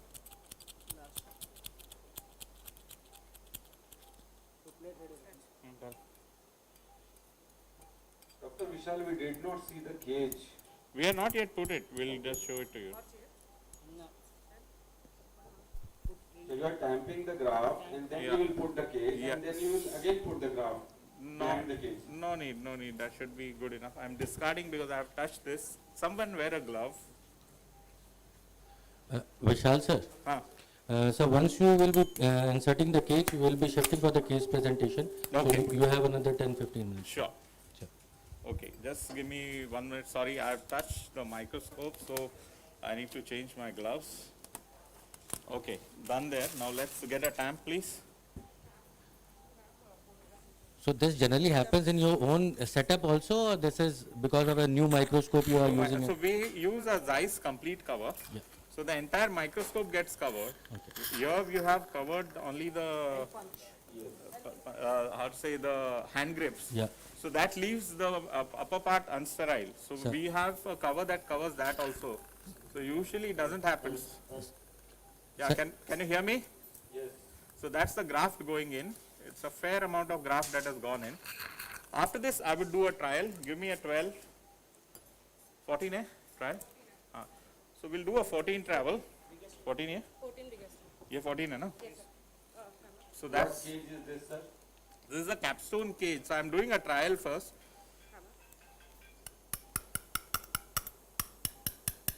So Number that's 14. number 14. So see there, this is a nice, if you can appreciate, I did a box cut with a medium, that's a size 12. And we did a shaver also with a size 12 with a just going there. So this looks quite good and robust here. So we're going to use that as a cage for insertion. Anything less than 14 is actually an undersized cage, because if you don't jack it up properly, show the cage 14 please. So will you see on the CM how much destruction occurred on Yeah, we will be showing. So I will show that in the OAM images. So there are another two aspects that are still remaining. One is over the top decompression, which I would have done before, but since this is not a big deformity and I don't have to retract, I will do that as the next one. Is the cage 1422 or 1422? 22. So we are using a 1422. Can they show it on the camera that what size we are using? So usually 14 to 16 is what Indian patients take in if you do the box cut properly. If you don't do a box cut, then people put 8, 9 and 10. So we have to understand the biomechanics of a fusion. The front is the weight bearing part and the back is the torque limiting part. So if you don't have an adequate size cage in the front, your screws become the weight bearing construct, and that is when they fail. So the chances of the construct failing are less if you have a large proper size cage inside. So that does the weight bearing part and the screws are just doing a top neutralization. Okay. Am I coming through? Yes, sir. But hello. Yeah. Can we see the Sir. placement of the cage? Yes. I have not yet. I have not placed it yet. This was just a trial. Now the trial is to check that we indeed can get it in. Now that we know we can get it in, because peak is softer than a trial. Sir, I have a just question about sizing of the cage.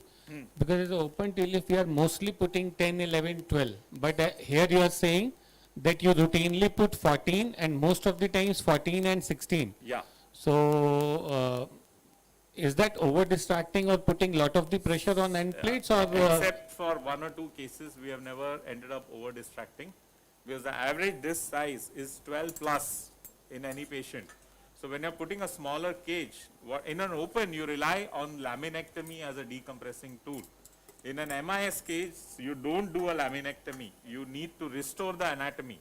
And anytime you put a smaller cage, because the level is going to remain kyphotic and not get restored to its original height, the chances of adjacent level disease will be higher, because the stress on that will be a kyphotic stress. The more you put a proper size cage, the more you will restore lordosis, and the more you restore the lordosis, the chances of adjacent segment disease get down. So there is a disease of undersizing of the cages because the surgeons are scared.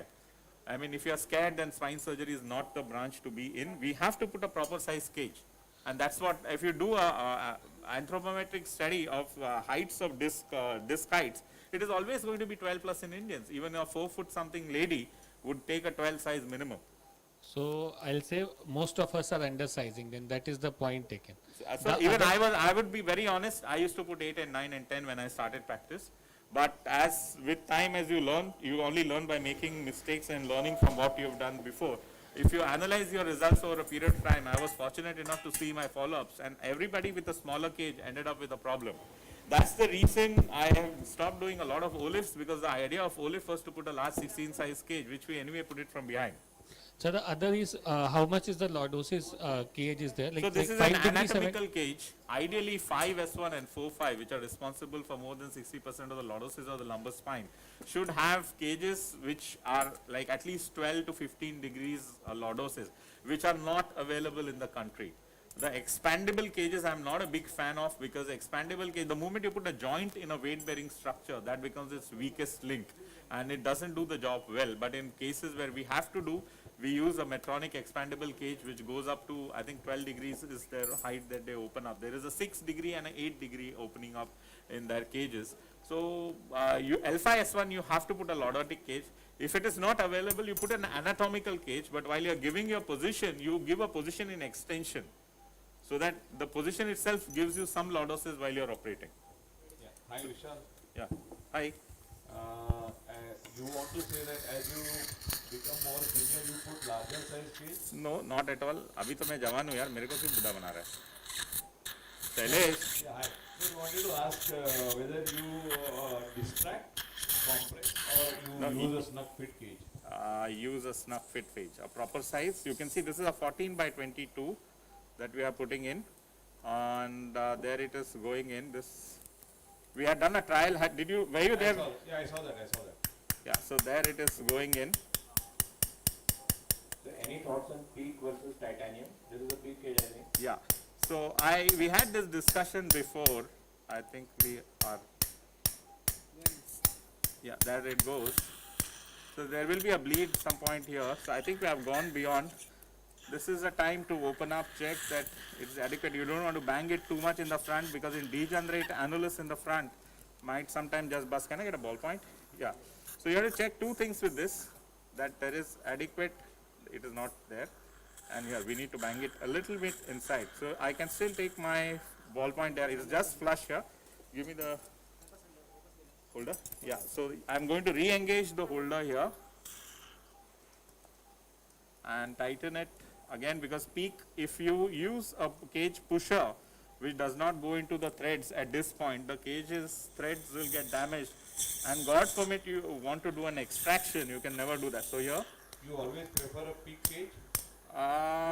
Depends. Ideally yes, peak, because majority of my patients are beyond 45, 50 with poor quality bones, and peak modulus of elasticity, which is 60% of the normal cancellous bone of a young adult, is ideal modulus of, yeah, I can just feel the cage entry here and here.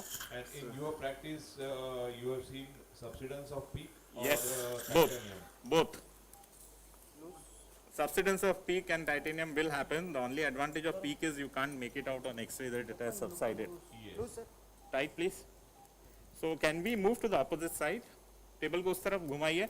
So once that is done, now we want to do the decompression of the dural structures here.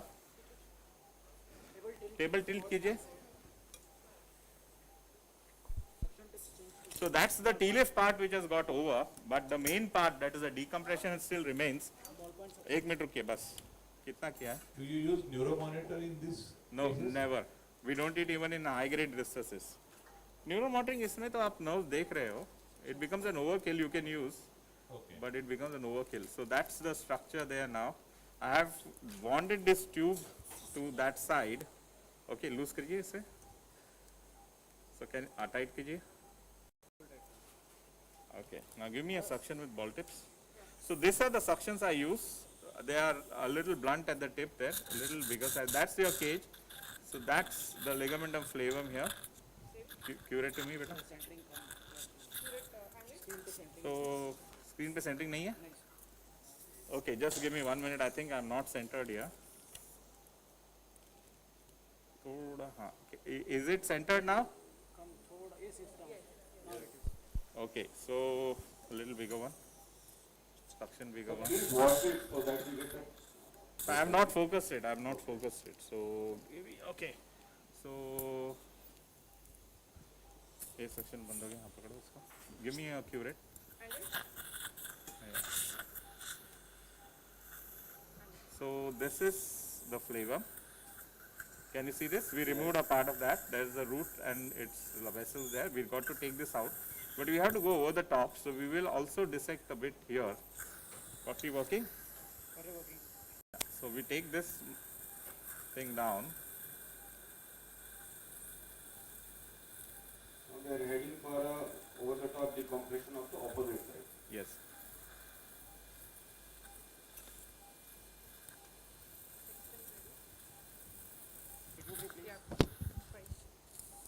The spinous process is untouched. No, we have not yet. The spinous process is somewhere here. Yeah. I'm just taking the lamina and the base of the spinous process into. Dr. Vishal, Yes, sir. after distracting, getting the lordotic corrected, does this patient require decompression of the... So she has severe opposite side facet hypertrophy. Okay. So it is better to check that we have done it than to regret it later कि यार we didn't do it and the patient still has some amount left. Okay.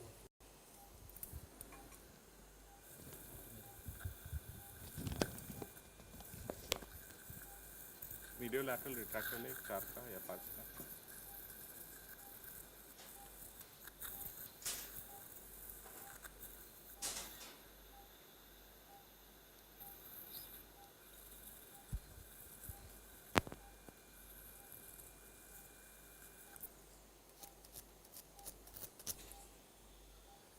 Sir, please. Vishal sir, Yeah. sir, do you want us to switch to the case presentation You or? can watch this on side of EIP. How- I'll take 5 minutes to finish this, and if anybody has questions, they can always ask. So if you are just going to take. This is not something new that is happening. It will be running, so if there are any questions or if there's something I feel is important, I'll let you know.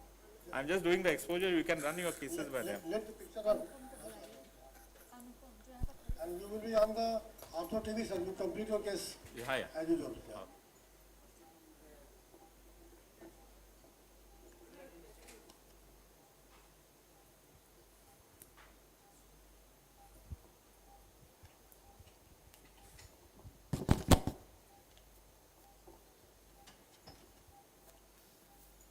So in the meanwhile, as sir is going to do a over the top decompression, we can have two quick case presentation.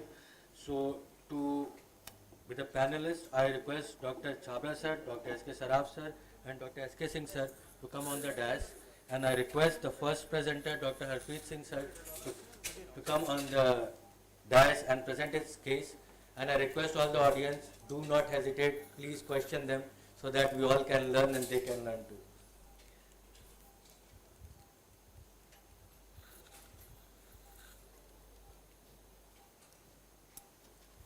Case upload.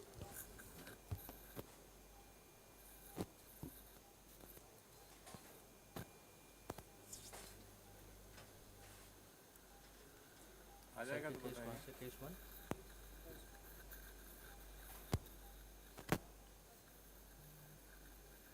ये तो sir का case कहाँ पे है?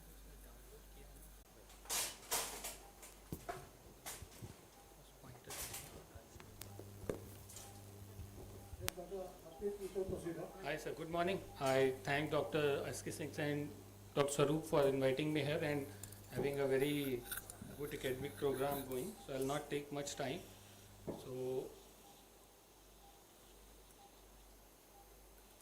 So we have a case here. She is a 65-year-old female. She has a history of fall at home 3 months back, but then she was able to walk with little pain and was diagnosed as a compressive fracture D12 and was treated conservatively, but slowly and slowly her back pain increased for last 6 weeks, and instead of getting corrected, it keeps on back pain keeps on increasing for last 6 weeks, and her pain gets relieved on lying down and increases on sitting and standing. So she is not able to walk without support for last 1 month. She has a history of knee buckling while standing and walking, and on examination motor power was 4/5. She has a known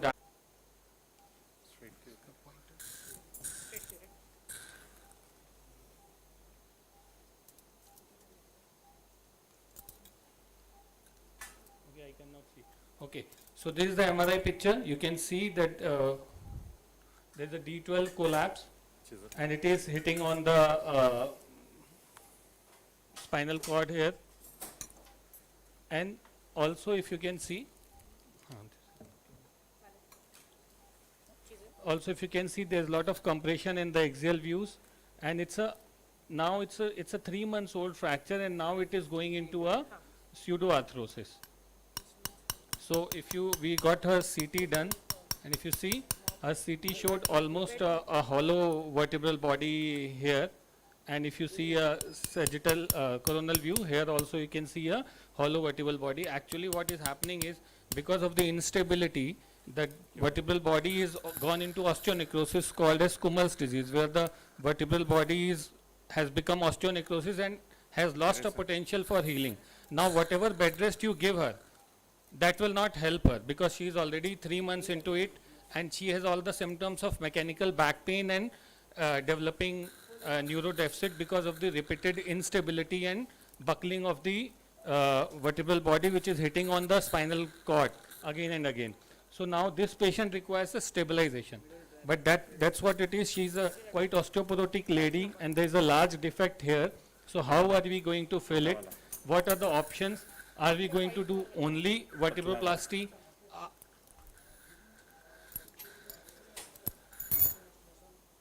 No, sir, I don't have the X-rays here. We did not did any flexion extension X-rays, sir, because we could clearly see the cleft on the CT, and also MRI shows already the fluid signal changes on MRI, which gives you that it's a pseudoarthrosis. You have to proceed, and also the history that lying down is giving us pain relief, and getting up is, so it's a mechanical problem.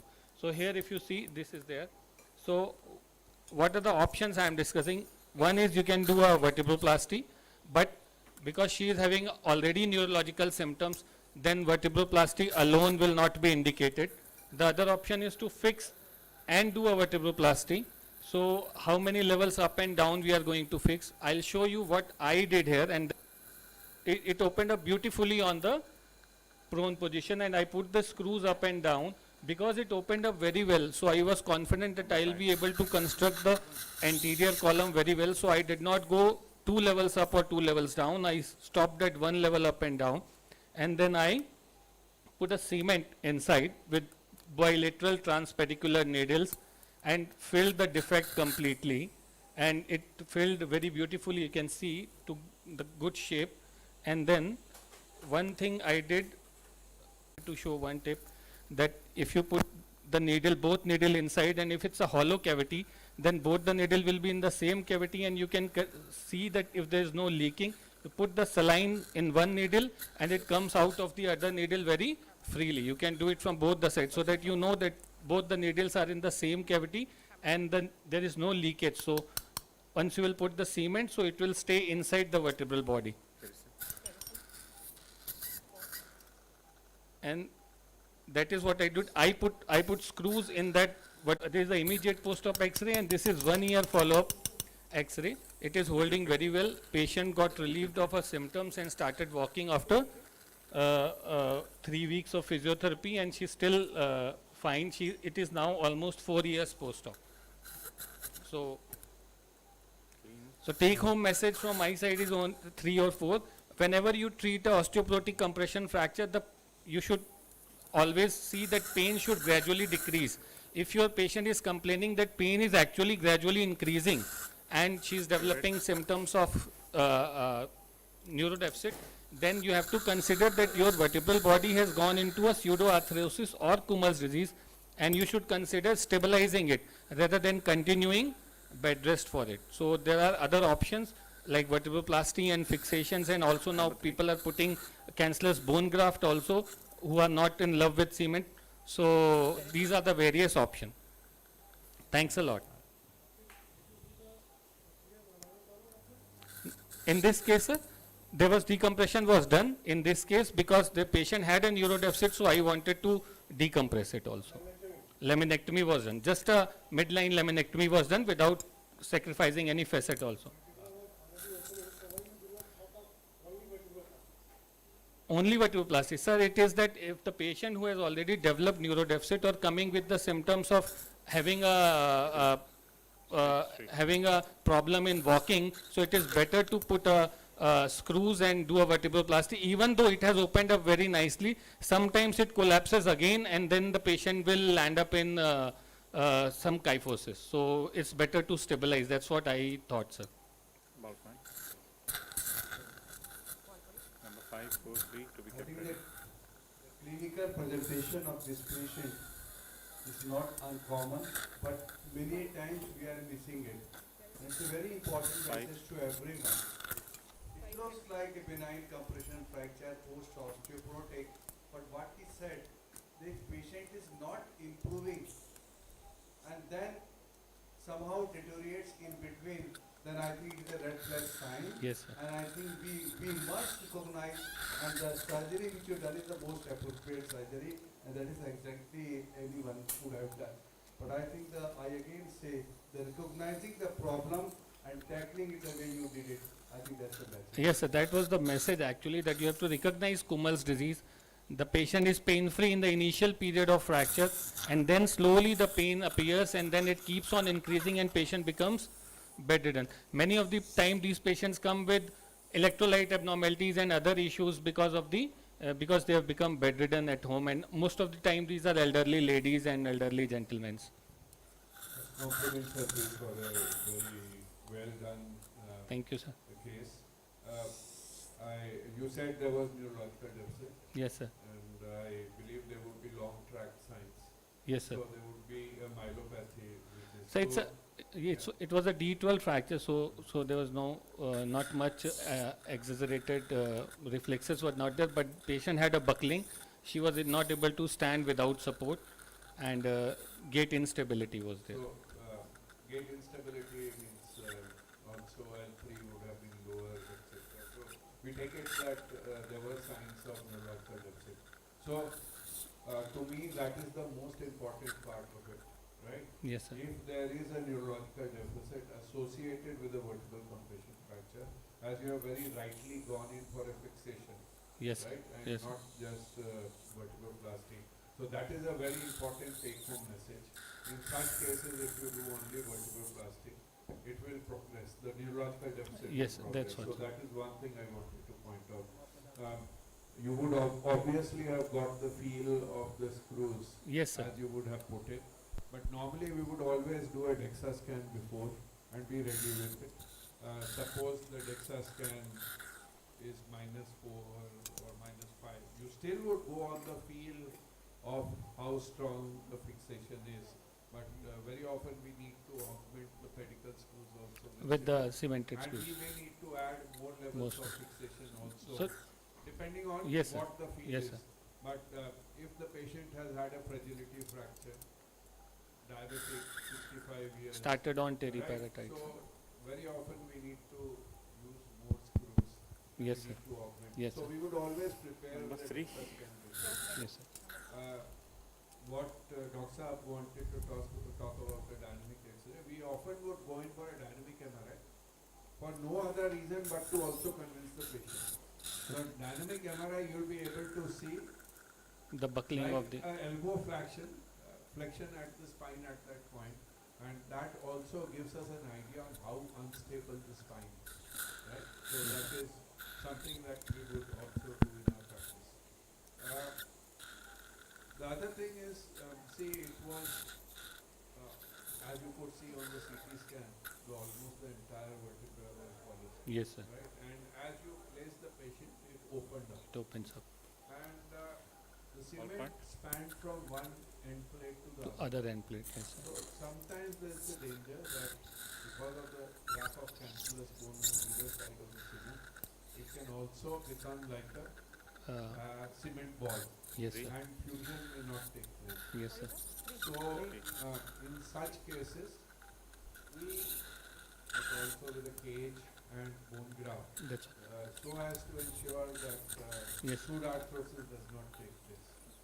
And another technique which we routinely use, you very well brought out that there was no leakage, but another technique that we would routinely use is of course that adds cost to it, right? If you do an eggshell kyphoplasty, right? So there you ensure that even if there is a posterior breach, even if the saline leaks posteriorly, you can prevent any leaks posteriorly. So what you only do is, after you inflate the balloon, right, you put in a small quantity of cement anteriorly, put in the balloon in it, inflate again, right, and you create a shell of cement, and then you put in the cement in there.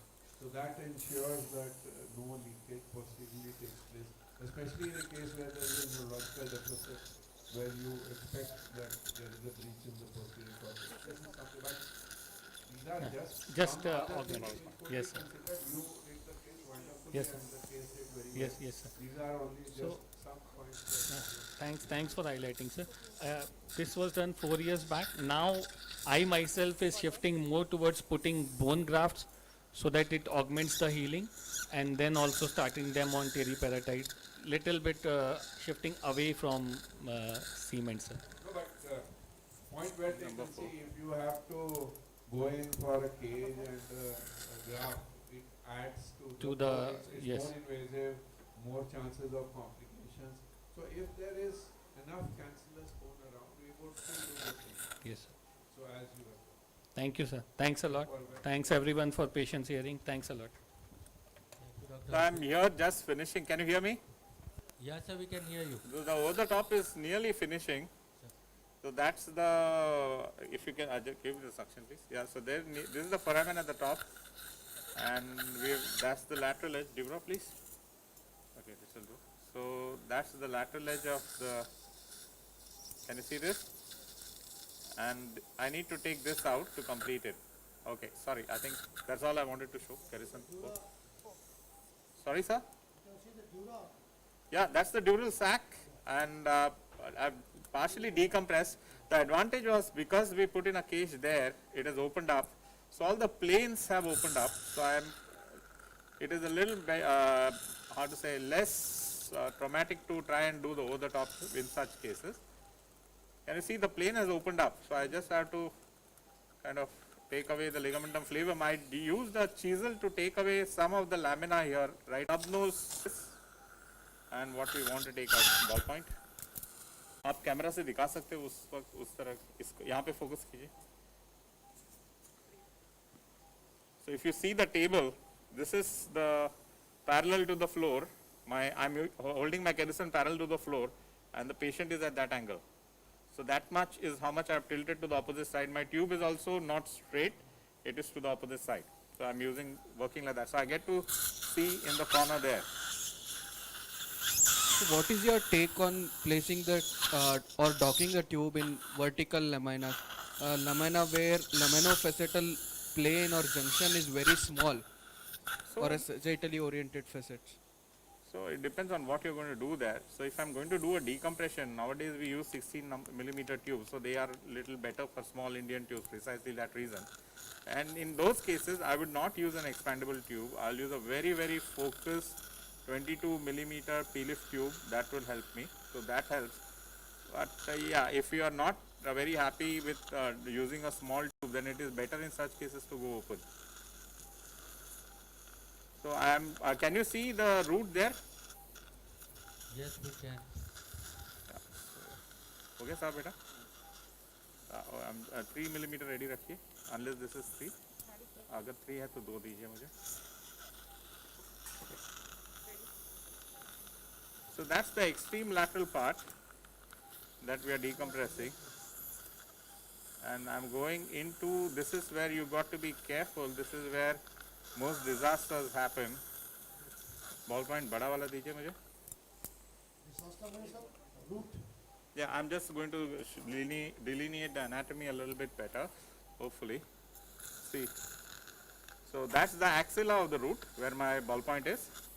That's the shoulder, and that's the course. Can you see that? I can retract this, and that's the lateral aspect here. So that is how much you should be planning to decompress. I can take this ball point everywhere. Axilla tak ho gaya hai ye, and this is a retractable, and that's the pedicle on the opposite side where I am hitting. Do you have a big one? Kahan gaya beta? Dundiya, please. So we usually test with a 2.5 or 3mm this thing. I'll use a Woodson since we don't have it. So this is a Woodson retractor.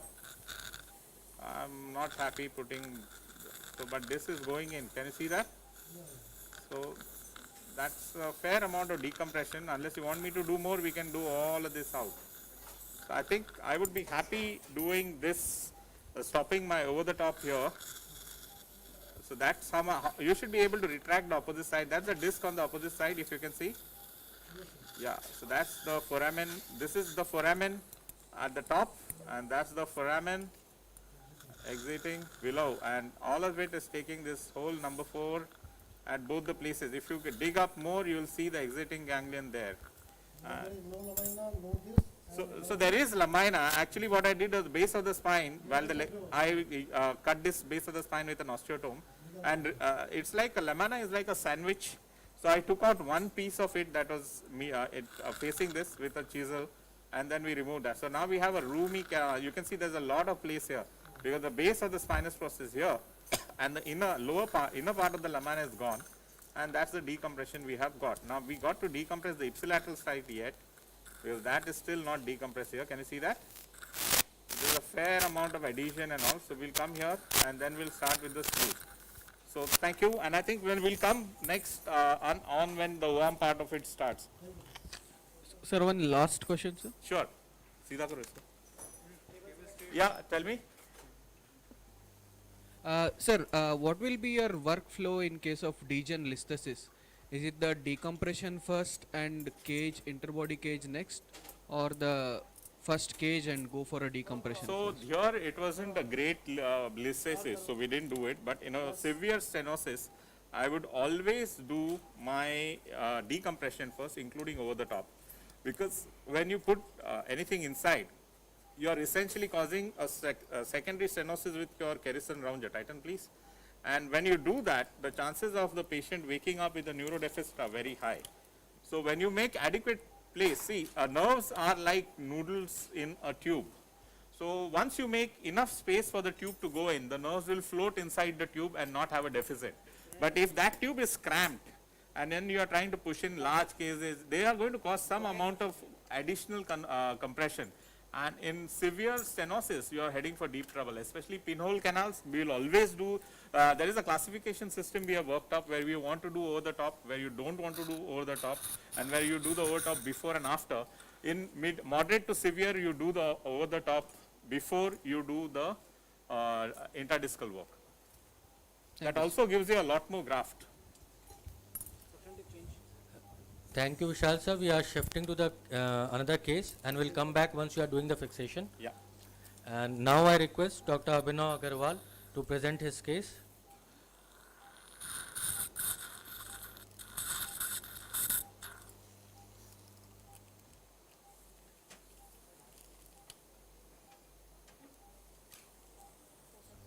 Thank you, Dr. Surup, and I'd like to thank all the panelists and the chairpersons. So my case here is that of a failed back syndrome, and this is one of the most dreaded complications of any spine surgeon, a case of failed back. So we have a 68-year young female, and she presented to us with low backache and severe radicular pain in bilateral thighs since past 1 month. There is no history of any fresh trauma or any history of heavy weightlifting. There is no neurological deficit. She is a known case of uncontrolled diabetes and severe osteoporosis. 5 years ago, she was diagnosed as a case of a PIVD of L4, L5 level with anterolisthesis of L5S1 with neurogenic claudication, and was operated at Ranchi, where a laminectomy of L4 level was done. So this is the X-ray. This is the X-ray that we got. Video kam nahi karega?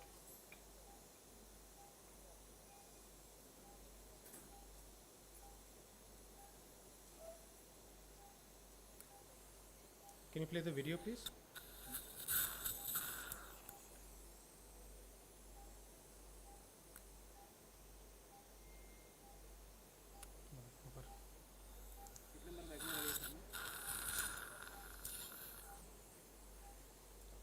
Number 3 ready. Number 3 ready.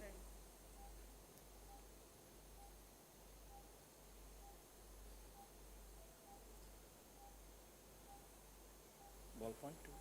पूरा folder copy नहीं किया था क्या आपने? Ring करके दीजिए please.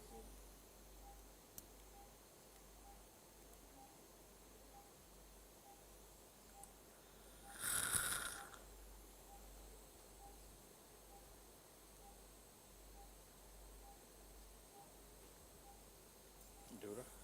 आइए, okay. नहीं चल रहा. साउंड आएगा? अच्छा, दोनों पैर में दिक्कत है? अच्छा, कितने दिन से दिक्कत है आपको? रुक जाइए. कहाँ तकलीफ है आपको? किस जगह दिक्कत हो रही है? कहाँ दिक्कत है, दर्द है आपको?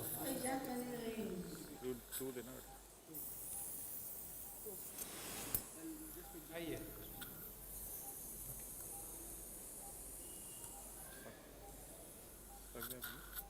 रुक जाइए. कहाँ दर्द है आपको बताइए माता जी? महीना भर से दुखा रहा है. अच्छा, पहले भी आपका कमर का ऑपरेशन हुआ था? पता है? अभी दोबारा दिक्कत कब से शुरू हो गया? महीना दिन से शुरू हुआ है. अच्छा. So she was operated upon 5 years back, and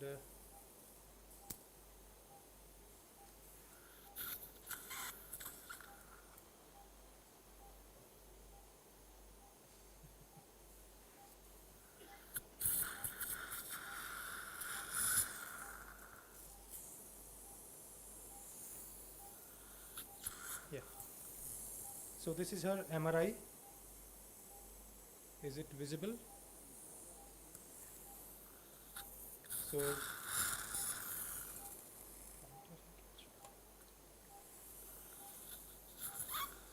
this is a sagittal sections MRI.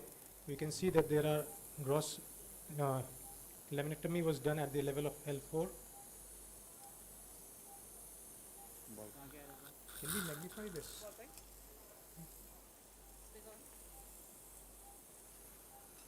Anything? Is it visible to all? So this is the actual. The MRI report described it as L3, L4 stenosis with bilateral foraminal stenosis. L4, L5 there was grade 1 retrolisthesis, and L5S1 was also anterolisthesis of L5 over S1. So what is the plan?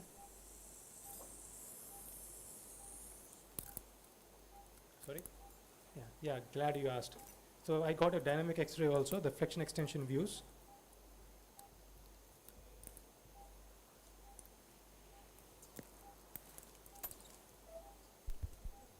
So anticipated challenges that we have here.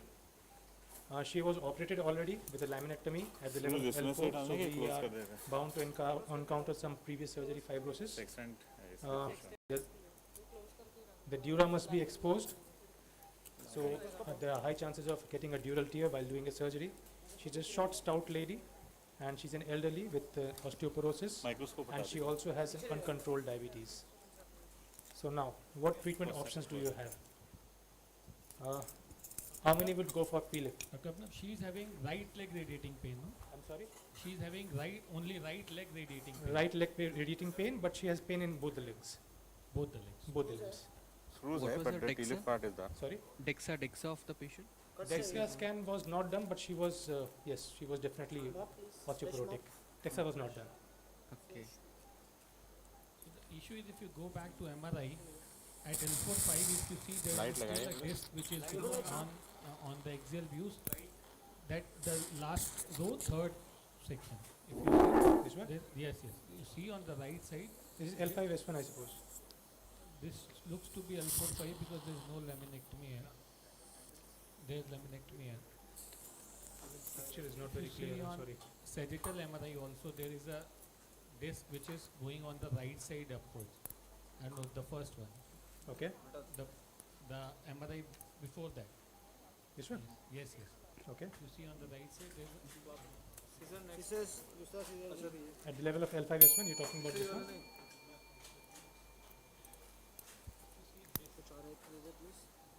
It's L4, L5, right? Yes. This is L4, L5, there's this black thing on the right side. This is center, no? Yes. This is more towards, coming towards the left side. We start from the right. Start from the left side. You start from the left side. I don't know, that depends upon patient to patient, but you have to see the exact cut at this level, axial level. South scissor है तो ले tissue cutting क्यों खराब कर रहा है? You cannot leave the L5-S1 also here because that's her second surgery. So now you cannot leave the L5-S1. You have to address that also. Dr. Chhabra, sir.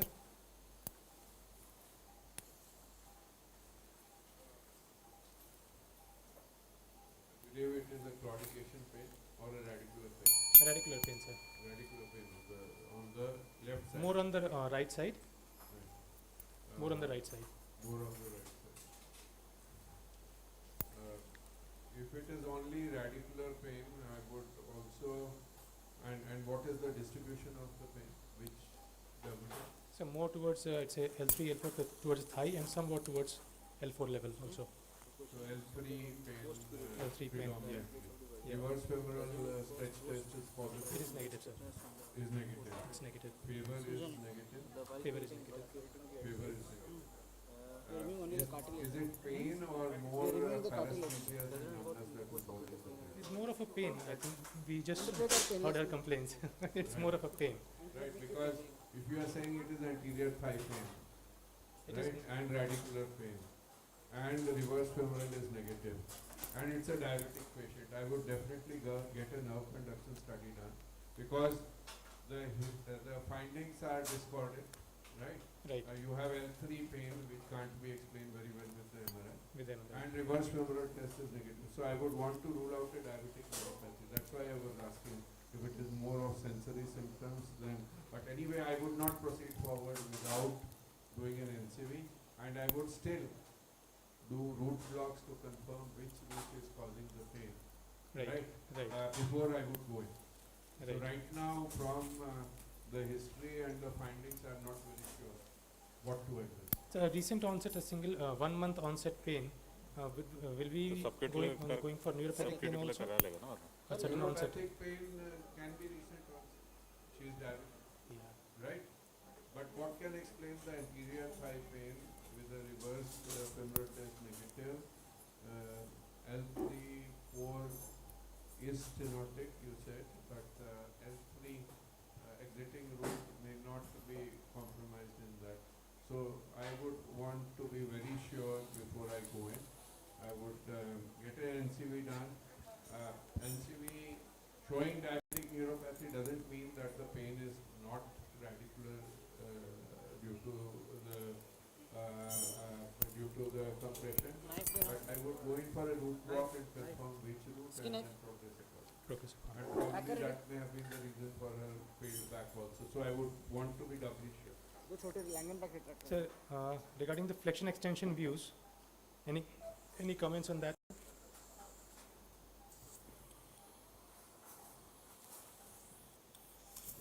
Whatever can be seen, the L5S1 is relatively stable, right?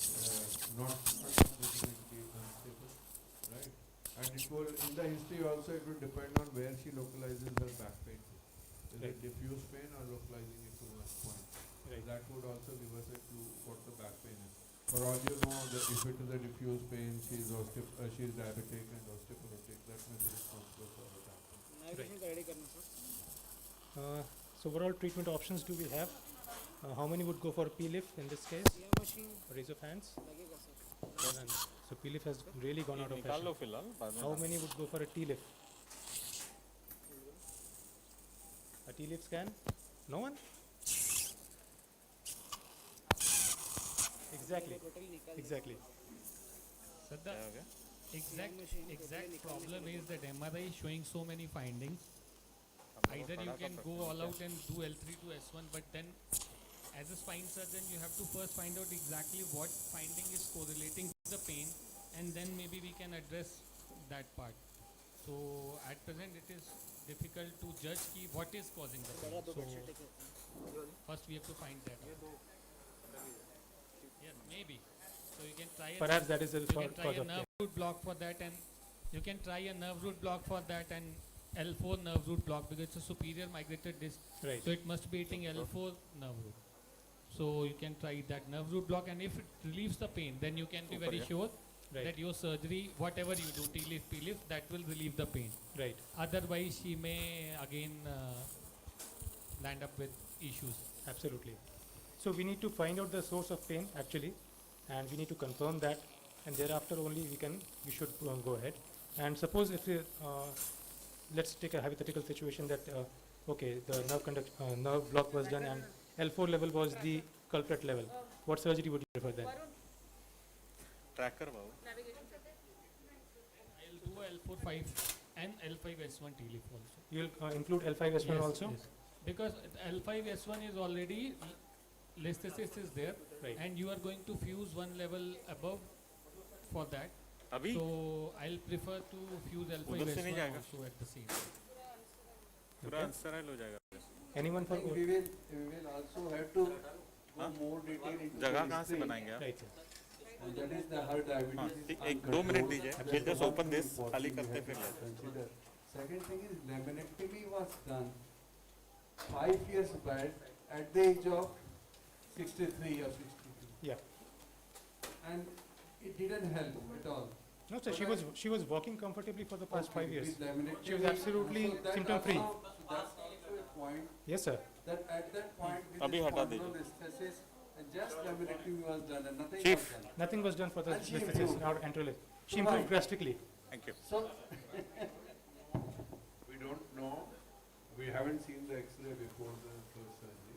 Yes. And we don't know We'll whether drape it's an this part iatrogenic again. spondylolisthesis which has Sir, happened. she was diagnosed, the diagnosis in the previous discharge summary. Yes, sir. Then that is fine. And laminectomy was done at upper level, sir. L4 level. Listhesis was at L5S1, laminectomy was done at L4-5. So And we she got relief. She Probably got had relief. L4. Some L4, L5 pathology एक minute was बेटा, there, पीछे but से we don't have that MRI. So 5 years ago, she was diagnosed as PIVD L4 L5 plus anterolisthesis of L5S1 with neurological claudication, and for that she was operated at Ranchi. Laminectomy at L4 level was done. So that makes it clear that at least L5S1 is not the cause, right? Right. So no need to touch L5S1.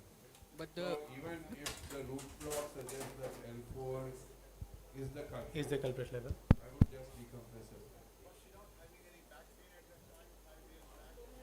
Sh-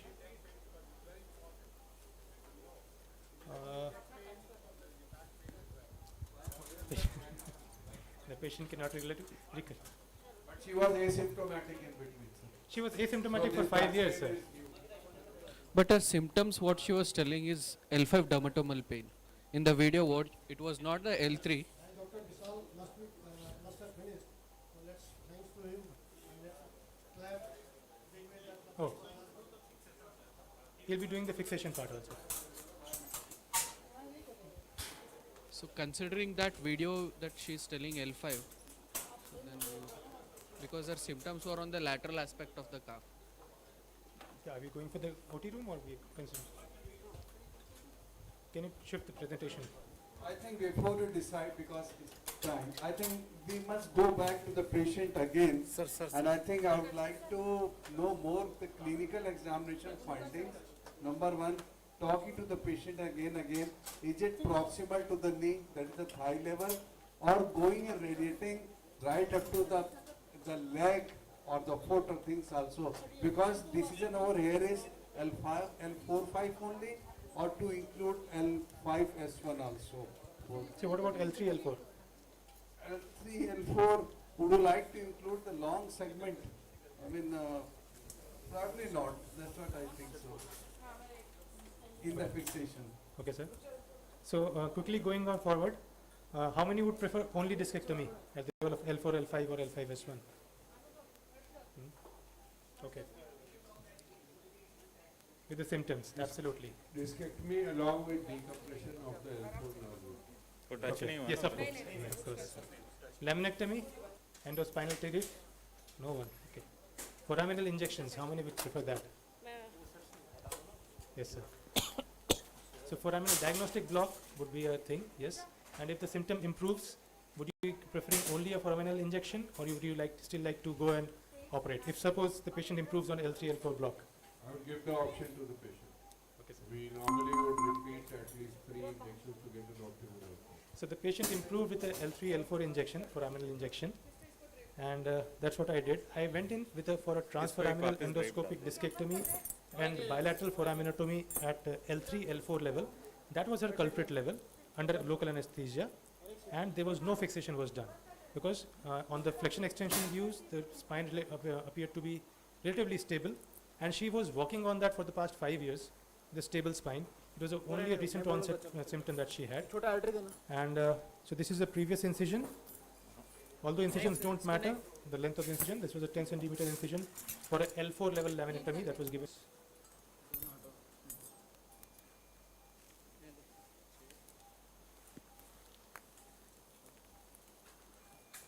So could this L3, L4 problem because of the laminectomy of L4 which was done by I'm sorry, sir? For the foramen.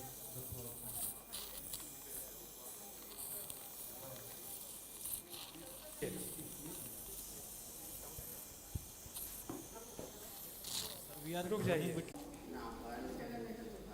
चलने में जो पैर में दर्द हो रहा था आपको सब में आराम है?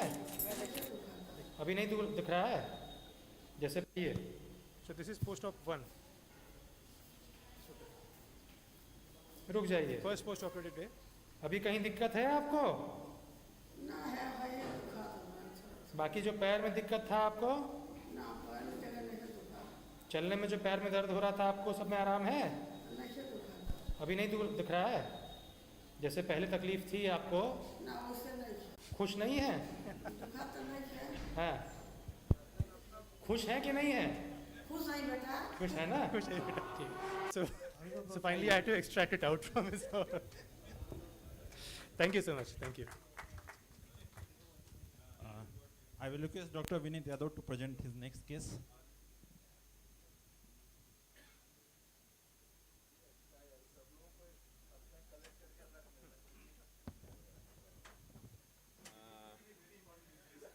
Very good afternoon, everybody. After an interesting case by Dr. Abhinav, I think he has shown this, have seen that.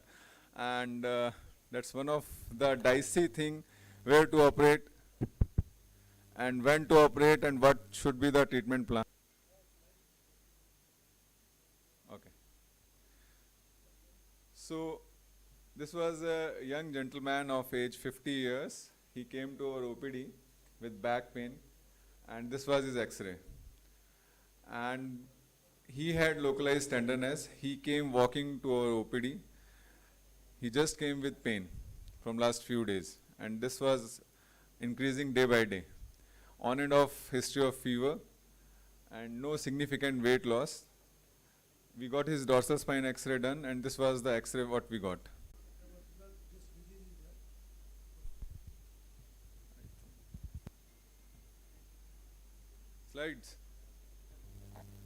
Slides. Okay, got it. You don't have pointer in this? Pointer. Okay. So we had suspicion of something here at somewhat around dorsal D6 or D7 vertebra level. So there was destruction. What we could find, there was superior end plate merging of two vertebral bodies. Inferior end plates looked okay. Some osteophytes were also there. So we suggested a MR for this patient, and what we got.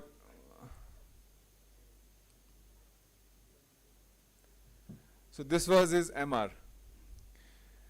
Mind, he came to our OPD walking without any neurological deficit with back pain only. So what would you suggest this patient? Saraf sir or Chhabra sir? See, let me tell you, there is a evolution in the thought as far as treatment is concerned. Had it been on the days of Dr. Tuli 30 years, 40 years back, then at that time you would have thought, okay, there is no neural deficit, patient has come walking, start antitubercular treatment, it will heal, maybe bone block will form, everything is okay, and no one ever bothered about the deformity or kyphosis, or even the sequelae of that kyphosis, that is the late onset paraplegia at that time. Not now. Now the things have changed. If anyone comes, even with walking, with a picture like this, probably I will be bothered and would like to operate in decompression. As far as decompression is concerned, here also there is a revolution. They were all the time Hodgson anterior, then came anterolateral decompression, most of the time, most of the surgeries. But right now, if you talk, I'll do the ALD and anterior decompression, probably people, so all decompression, fixation, the present time is everything from posterior. And certainly, I have observed, seen, done, you can do anything and everything in tuberculosis just from the back. That's great. So there was front, then there was anterolateral, then I think currently it is the back, and as far as surgeries should be done or not, why not? I think this is the case for surgery. Chhabra sir? There is an additional thoracoscopic anterior decompression or posterior fixation that can be also in practice. Great. Axial pictures, zoom out pictures should be visible. I think they are there, but that MRI could have, yes. True, sir. Fixation, how? I would definitely get a dynamic X-ray done. Okay. Right, to see if there is any mobility there. For all you know, it may be already a healing tuberculosis, because in many of our population who have good resistance, it doesn't. So if it is a 55-year-old gentleman with a dynamic X-ray totally stable, I would at least give the option to him to go in for just a conservative treatment. Because right now the surgery would be the same as well if it causes problems. Okay. But if on a dynamic X-ray it is unstable, right, it is not fused, I very often get a CT scan done also, because bony fusion is more evident on the CT scan than on an MRI. Then of course I would go in for I would offer that we do a kyphotic deformity correction in this patient. Okay. And for that we normally would go 2 levels below and at least 3 levels above. Okay. Right? For a dorsal spine also, sir? Dorsal spine also. Okay. Because dorsal spine, it doesn't matter in this patient because there is the ribs, right? So there is a deformity. The load is more on the superior segment. In this patient, we'll need a PSO at least, right? So then at least 2 levels above, but depending on the fixation, we may also go. So in active tuberculosis, I think we can go for early debridement and we can fix it also. Sir, anybody, would you suggest to go for a cage fixation in this, or just fixation with screws only? No. I said deformity correction. My indication of surgery is not tuberculosis. My Okay. indication of surgery is the deformity. Okay. Because so for this all you know, just by an ATT, the infection may fuse. But as Dr. Saraf said, here the management has now shifted to prevention of deformity. There's already a deformity. That's true. So we need to manage the kyphotic deformity. That's true. And the late sequelae. So, right? so this patient came to us walking in OPD. Sir, Rai sir, yes sir. You have done one cage fixation and the bones are very soft. Anterolateral decompressions are good for decompressing the soft axis. But here, it appears more like a dry region, not that wet. So in that situation, the pain he is telling, well, if the patient is given a support and give you ADT, sometime the pain will go away. As Dr. Chhabra said, he's more concerned about deformity. Tubercular infections will cure by your ADT and rest and brace. But if you are concerned about deformity, which is more than 20 degrees, so probably we have to do something. And for that, we have to put a cage from the back. Okay. And I think that So, if so you are daring enough to go ahead and do so that's just to prevent late kyphosis and late on a stretcher. He lost all his power. He was on bed rest. ATT was given. He came to us on a stretcher with zero power, lower limb. So we planned for fixation in this patient and decompression. Yes, yes sir. MRI was done when he became paralyzed. No, when he came to our OPD walking, we got this MRI done. We suggested him surgical intervention. He was not ready at that time. We let him go and we gave him ATT. He was advised for absolute bed rest. And after 5 days of our advice, he came to us with complete paraplegia. Then we planned for decompression, all posterior approach, decompression, fixation and a fusion.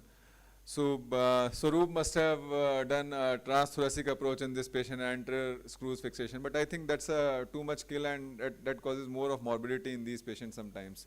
Removing 2 ribs. And what's your say on ALD, sir, Saraf sir, which you have seen for quite long time, and what was the long-term outcome of these patients in ALD where we removed the 2 ribs and just debrided the area? I think probably I've done the maximum LDs with Professor Tuli also, and after he left, I did myself also, and I have no regrets. Great, sir. Great. And because I have long follow-up the patient coming after ALD, so many patients coming and seeing the dramatic result. But that, as I said, what I observed over there, what I was concerned, one neuron deficit. Okay, patient coming on the stretcher, now is walking, and so the surgeon happy. But when never observed or never asked about the deformity part of it. I tell you, the present time deformity part is very important. Very important. Very, That's very true. important. That's true. So, sir, what's your criteria in port spine patient to operate for? What standard classification you guys are following nowadays? Chhabra, sir. So, what's your criteria? You have Yes, Santosh, sir. You have limited time. Ah, that's true. So I would still follow the middle path regime. Okay. Right, unless the deformity is likely to progress to beyond a certain, beyond the acceptable level. Okay. So we still follow Dr. Tuli's middle path regime. Our ATT is based on the WHO guidelines. Sir, what I have seen, what I have read, we have a good GATA classification, GATA, that was given in 2008. That's a very aggressive intervention sort of thing in tuberculosis spine. If 2 levels are involved, there's pus formation, you have to... They consist of people, surgeons mainly from the developed countries. And they were trying to come out with a classification system for spinal infections. Okay. And they said we'll have one for, the same for tuberculosis and pyogenic, right? Okay. When I tried to tell them, no, it doesn't make sense because tuberculosis is a totally different ball game. They didn't understand. So subsequently, Dr. Rajashekharan in his mail also pointed out, what I wanted to say is, who has the maximum knowledge of tuberculosis spinal? That's the Asian problem in India. The US people probably see once in 4 years, right? Yes. So a classification system which is based in our country, in the emerging country, is the one which has stood the test of time. And whosoever may come out with whatever classification system, we would only see who has more experience. So thank you, sir. Thank you. The type of surgery also. So this was done, all posterior approach was taken, and 2 level above, 2 level below fixation was done along with a expandable cage and with the graft used from the same area. And this was his 3-month post-op. You can see there is good bone formation anteriorly, and This is his 2-year follow-up X-ray. So there is nice bone block formation at the level of infection. So he has recovered completely and doing his day-to-day activities. Thank you, sir. Thank you, sir. It was expendable cage, yes, true. Indian one, sir. Many of us are doing almost similar surgeries. So I think we'll stop the cases here and we'll go to the theatre. Dr. Vishal sir, can you hear us? OT1?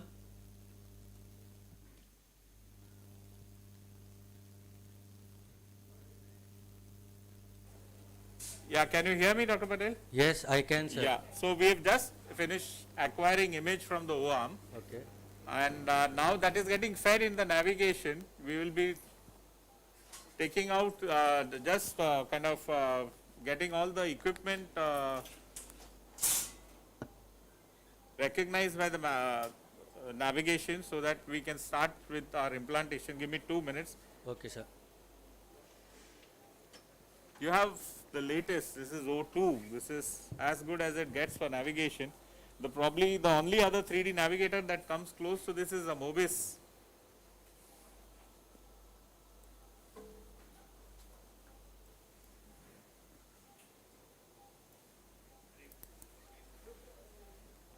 Change your gloves for me.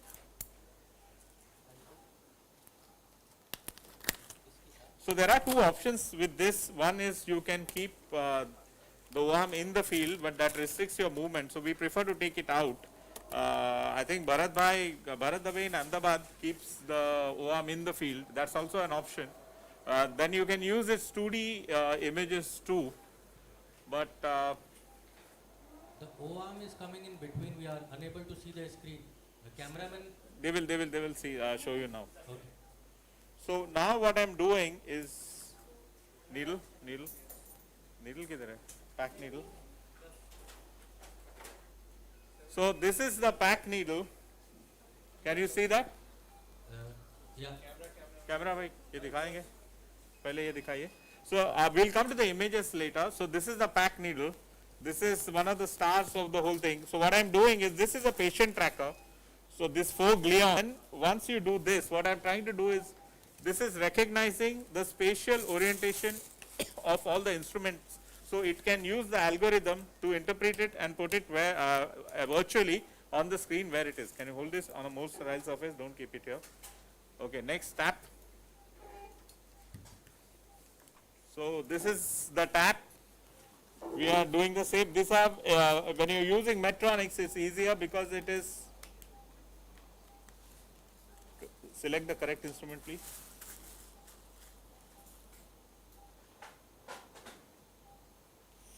Nav 4.5 tap है.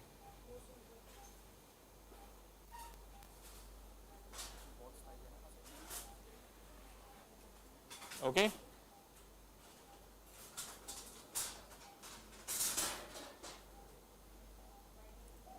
Okay. Nikita, screwdriver.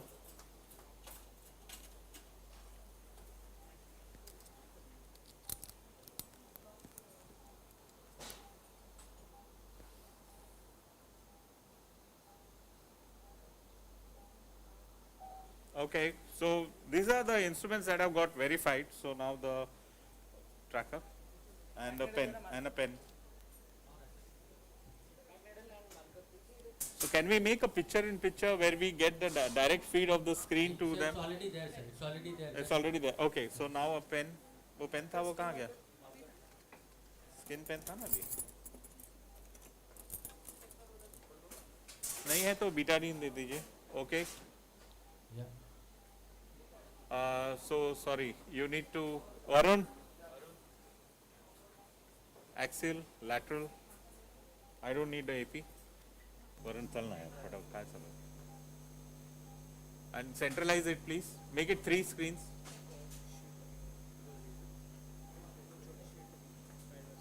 Three.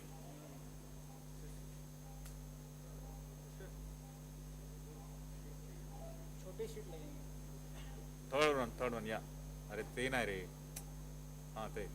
Okay, now I want the axial there, yeah. So it is not coming, Raja. Can you see? You have to move the image, Raja. Yes. इधर axial देना. Thank you. Yeah, that's what I need. उसको ऊपर लेके जाइए.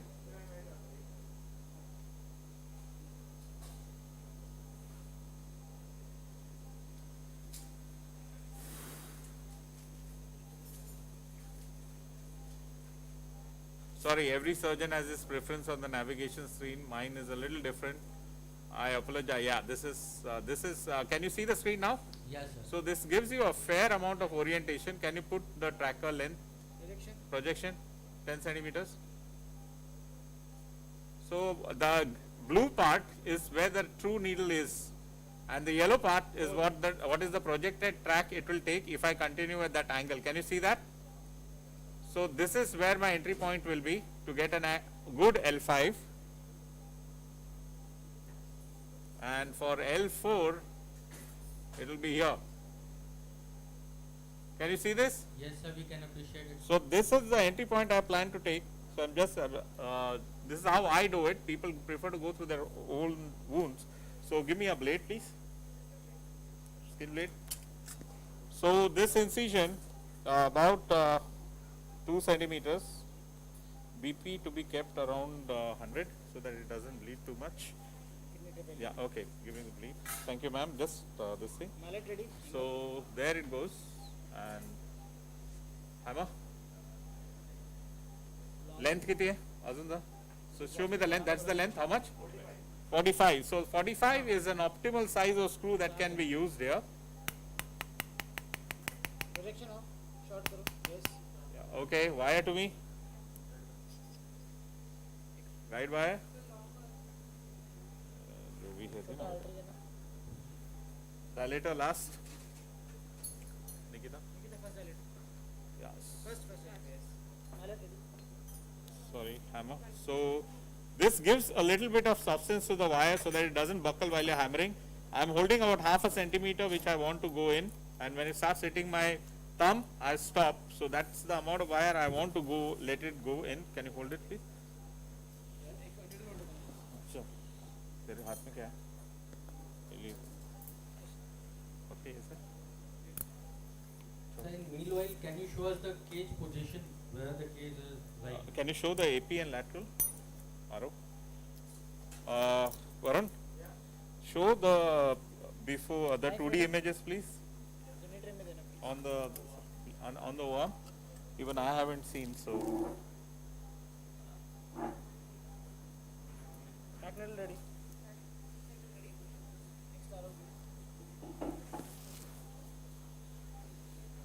Projection. Yeah, we can see that cage. So that is the cage. You can see the graft length. 50. Okay, can you thicken it up to tell me what size it will take? So we can check the width that will go in also here. What is this? 6.5 crore. Yeah, so 6.5 would just be a good size here. Take the projection out. So you have to leave in between a bit so that you know it's going, it can be a little whippy. Okay, good. Wire. Ready. So if you see, my cut here is 3 centimeters. आप साहब ये दिखा सकते हैं? ये 2 to 3 centimeters lateral है, but my entry point for the guide wire is wider. So this gives you a more longer, a better screw purchase and a safer screw purchase.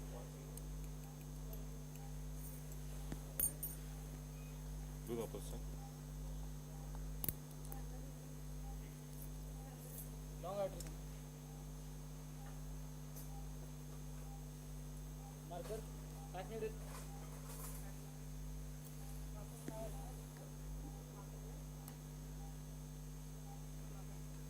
Arrow.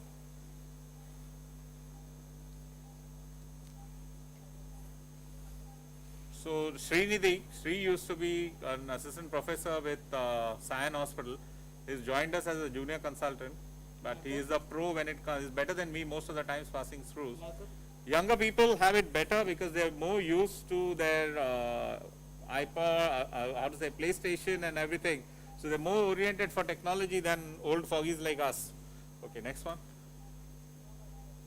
That is what scares me. I'm going to become a dinosaur in a couple of years. Thoda upar ja. So you can take your time and check, angulate. Yeah, so you know the optimal entry point. Yes, that should be it. The entry point is where the pedicle meets the transverse process. You should get at the base of the U. So it doesn't sit. Otherwise, if you go too medially, the tulip is going to sit on the facet adjacent level from going bad. I hope I'm making sense. Projection patla karo. Thank you. Can you hear me? Yes, we can, sir, we can. That U that is there, this one, this U, that is the base of the U is where you should be entering. So all screws 45 hammer. Mass symbolic. Let go bit, let go bit. Okay, good. Dr. Vishal, do you think the position of the cage is appropriate? Or could we have got a little more anterior to get a better lordosis? No, it doesn't matter. This is not a lordotic cage. It is an anatomical cage. A lordotic cage, you got to put it right in the front. In an anatomical cage, you want it to be in the front. It's not going to restore proper. It's going to become kyphotic again. So the maximum height has to be at the center so it gets back to its normal alignment. So everybody has its own take. There is no proof to back it up, but this is my theory. So I prefer to use a 24 plus size cage. Unfortunately, ulta dala hai. ठीक है निकालिए. And now you always use the peak cage or you prefer titanium? In younger patients we put titanium, and in older patients we prefer peak, because like I said, softer the bone, the cage should be softer, otherwise it's going to bite into your end plate.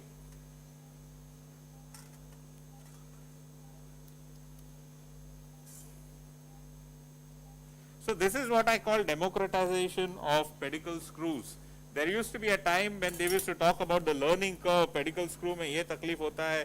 I mean, there is a lot of surgeons who would put wires and hooks and refuse to put pedicle screws because of the fear that it may go wrong. This can, I mean, you don't have to be a great surgeon. You can be a below average surgeon and you can still put accurate screws.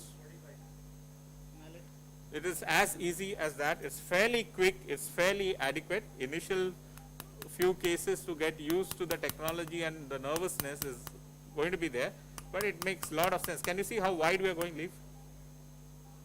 Okay, go now.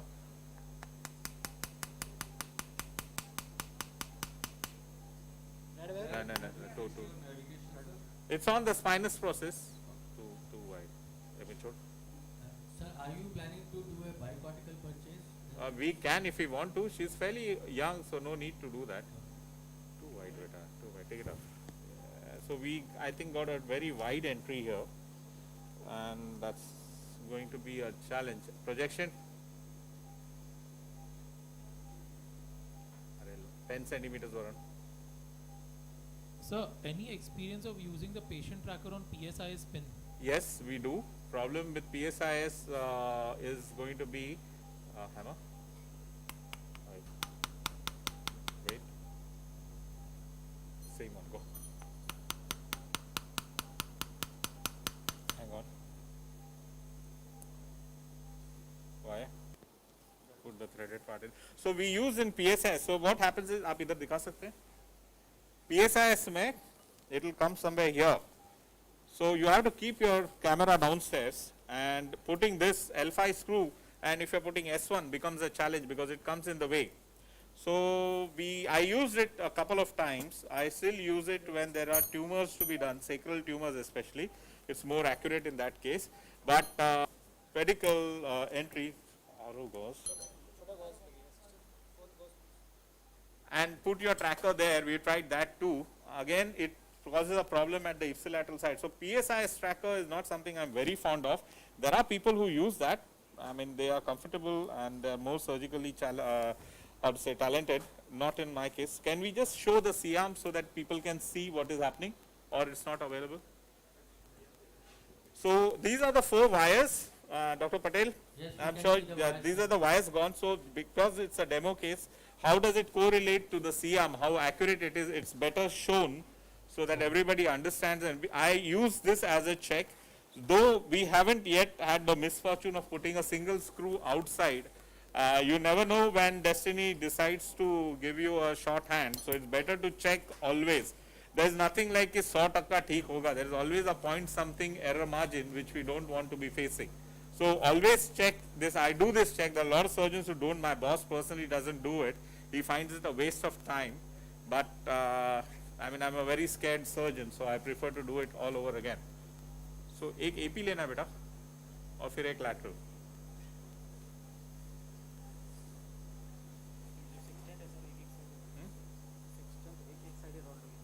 क्यों? 2 ही tulip है, 4 tulips है ना section.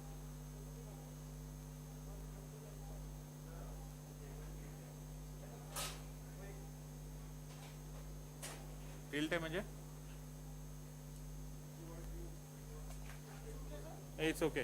थोड़ा आगे जाइए, थोड़ा आगे लीजिए, आगे जाइए और आगे, थोड़ा पीछे जाइए. आपके हाइट कम कीजिए. Hello, Dr. Vishal. Yes, sir. This is Dr. Viren Kesri here. Yes, sir.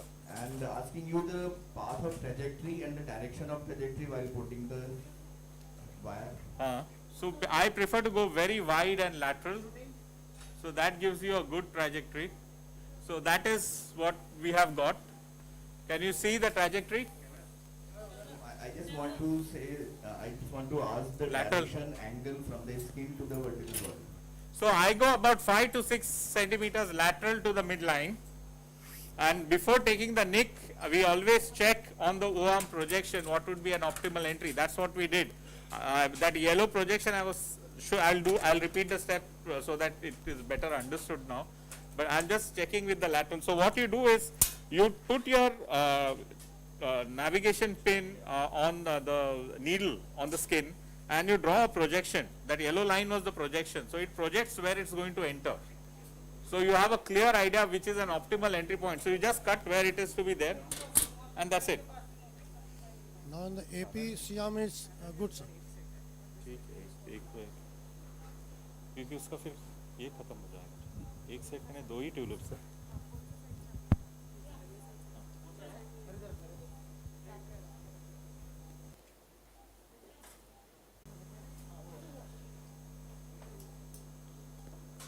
So you are happy with the AP, sir? Dr. Vishal? Sorry? You are happy with the AP? Yes, very. Yeah. It is. It looks very, how to say, angulated, but that's the whole thing. Yeah. You put the wire in. The entry point is on the lateral most aspect where the transverse process has met the pedicle. It is not at the traditional open trajectory. If this was the traditional open trajectory, I would have been biting the insides of the medial this thing. Here, I am fairly happy with what we have purposely chosen to go lateral. क्या हो गया?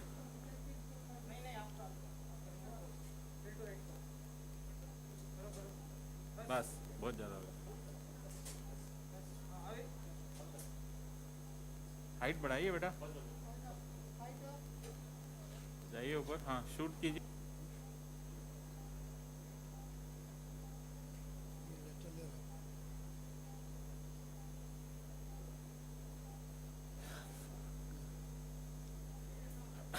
Sir, can you save the AP picture? आप कीजिए.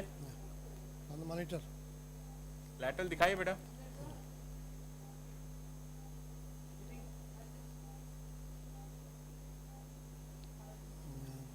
Height आपके machine की कम कीजिए. बस दिखाइए. Okay, that's fairly decent one. निकालिए, सीआम निकालिए. So is everybody happy with the position of the wires or they are not satisfied? Yeah, it's okay. And the AP and lateral both. Yeah.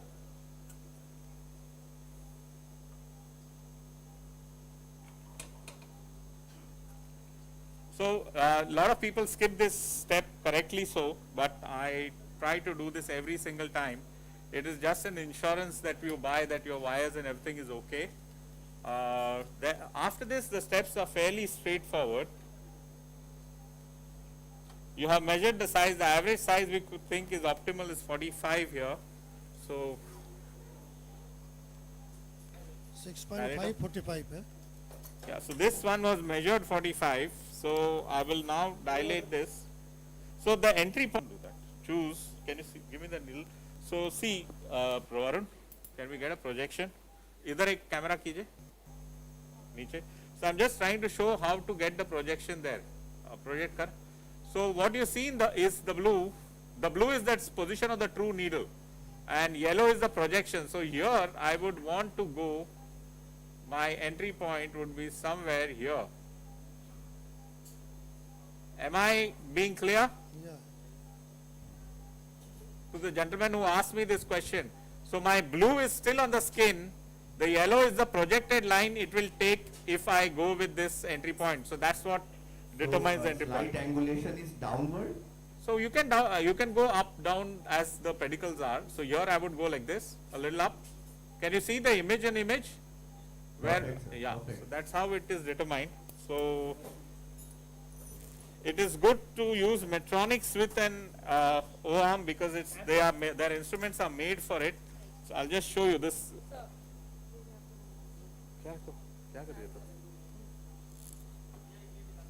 So now can you see the virtual projections? So what I'm using as a tap, you know where your tap is going. 45 का screw दे बेटा. Legacy 45 choose कीजिए please. So that's the virtual projection of the tap, and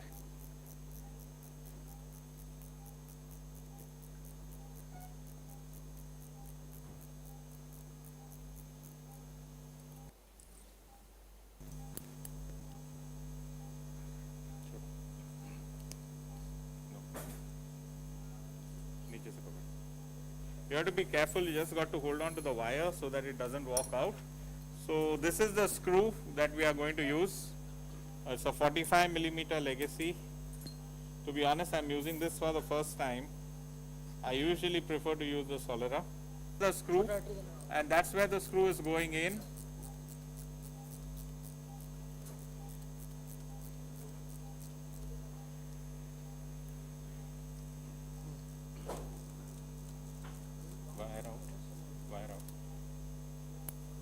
You have to be careful with the wire. That's the most dangerous thing that we use in this whole surgery, because if it moves any forward, then you're going to be in trouble with the anterior structures. So that's the screw going in, and it's nearly, you can just push it as much forward as possible. Capture it please. And usually we would, without navigation, stop much. This is a very, mind you, very small lady. So for her a 45 mm screw, she would have taken a 35, 40 otherwise. If we had, yes, sir.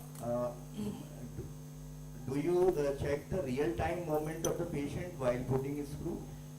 Real time? I didn't get the question, sir. You get the images on... the screen what you're seeing is the real-time projection. Is it on PIP, right? Where I'm using this. PIP में है कि नहीं भैया? आप बताइए, पूछिए उनसे. Yes, sir. Yeah, so are you able to see? Sorry, because I have lost the screen. So this is the tap I'm using, and you can see the projection. It will come into the picture now. And as I move, ये screen बंद हुआ है इसलिए मैं पूछ रहा हूँ. बराबर आ रहा है क्या? ठीक है. So this is the real-time movement that you can see. The algorithm calculates the distance, and you get in true time that you are going in the right place. My question is, once the patient moves a little bit, 1 millimeter or the... It doesn't matter, your frame has taken a reference. The problem happens when the frame moves. If your frame has moved, then you are in trouble. You have to take a... That was my question. Yeah, you have to take the image again. Tap का ग्लियंस में blood लगा है क्या देखिए please. Dr. Vishal sir. Yes sir. Sir, we are just going to Dr. Shailesh sir, and that will put you on hold, but we'll be seeing the pictures. Yeah, so I think one screw is done. Yeah. Take it out. Dr. Shailesh sir, can you hear us?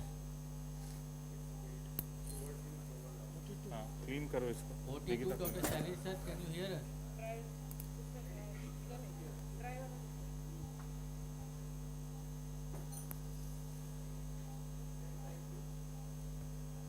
45.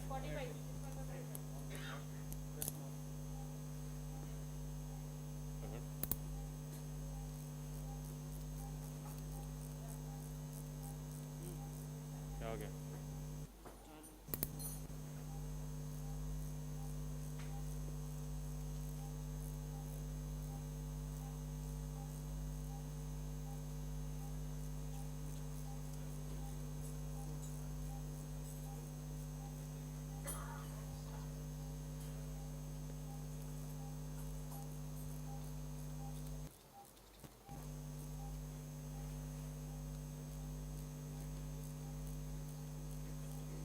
Wire out here. Keep the wire out.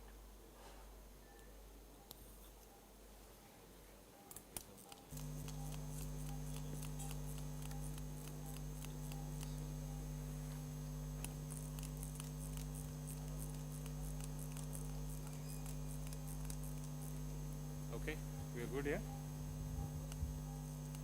Capture.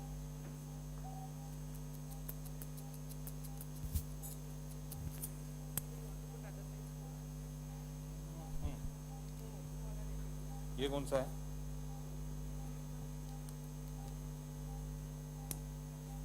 ये दूसरा वाला कौन सा है अभी?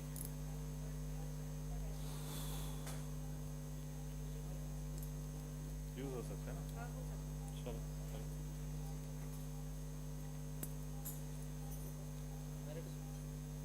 42, can you hear us? We are from the hall.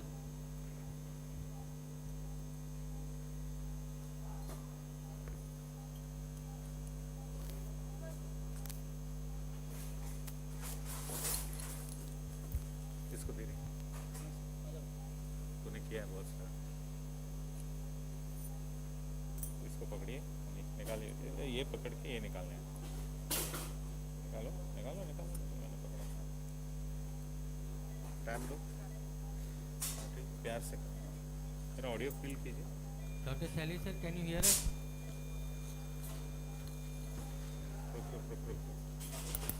Can you hear us? Hello, Dr. Sally sir, this is Dr. Swaroop. ये doctor स्वरूप। Yes sir. We can see the MRI picture. The camera is focused there. Am I audible? Yes, you are audible sir. Go बेटा। Okay. I hope good morning, good afternoon everyone. Good morning. And this is the case. I think everyone has seen the pre-operative MRI and X-rays. I'll just brief about it.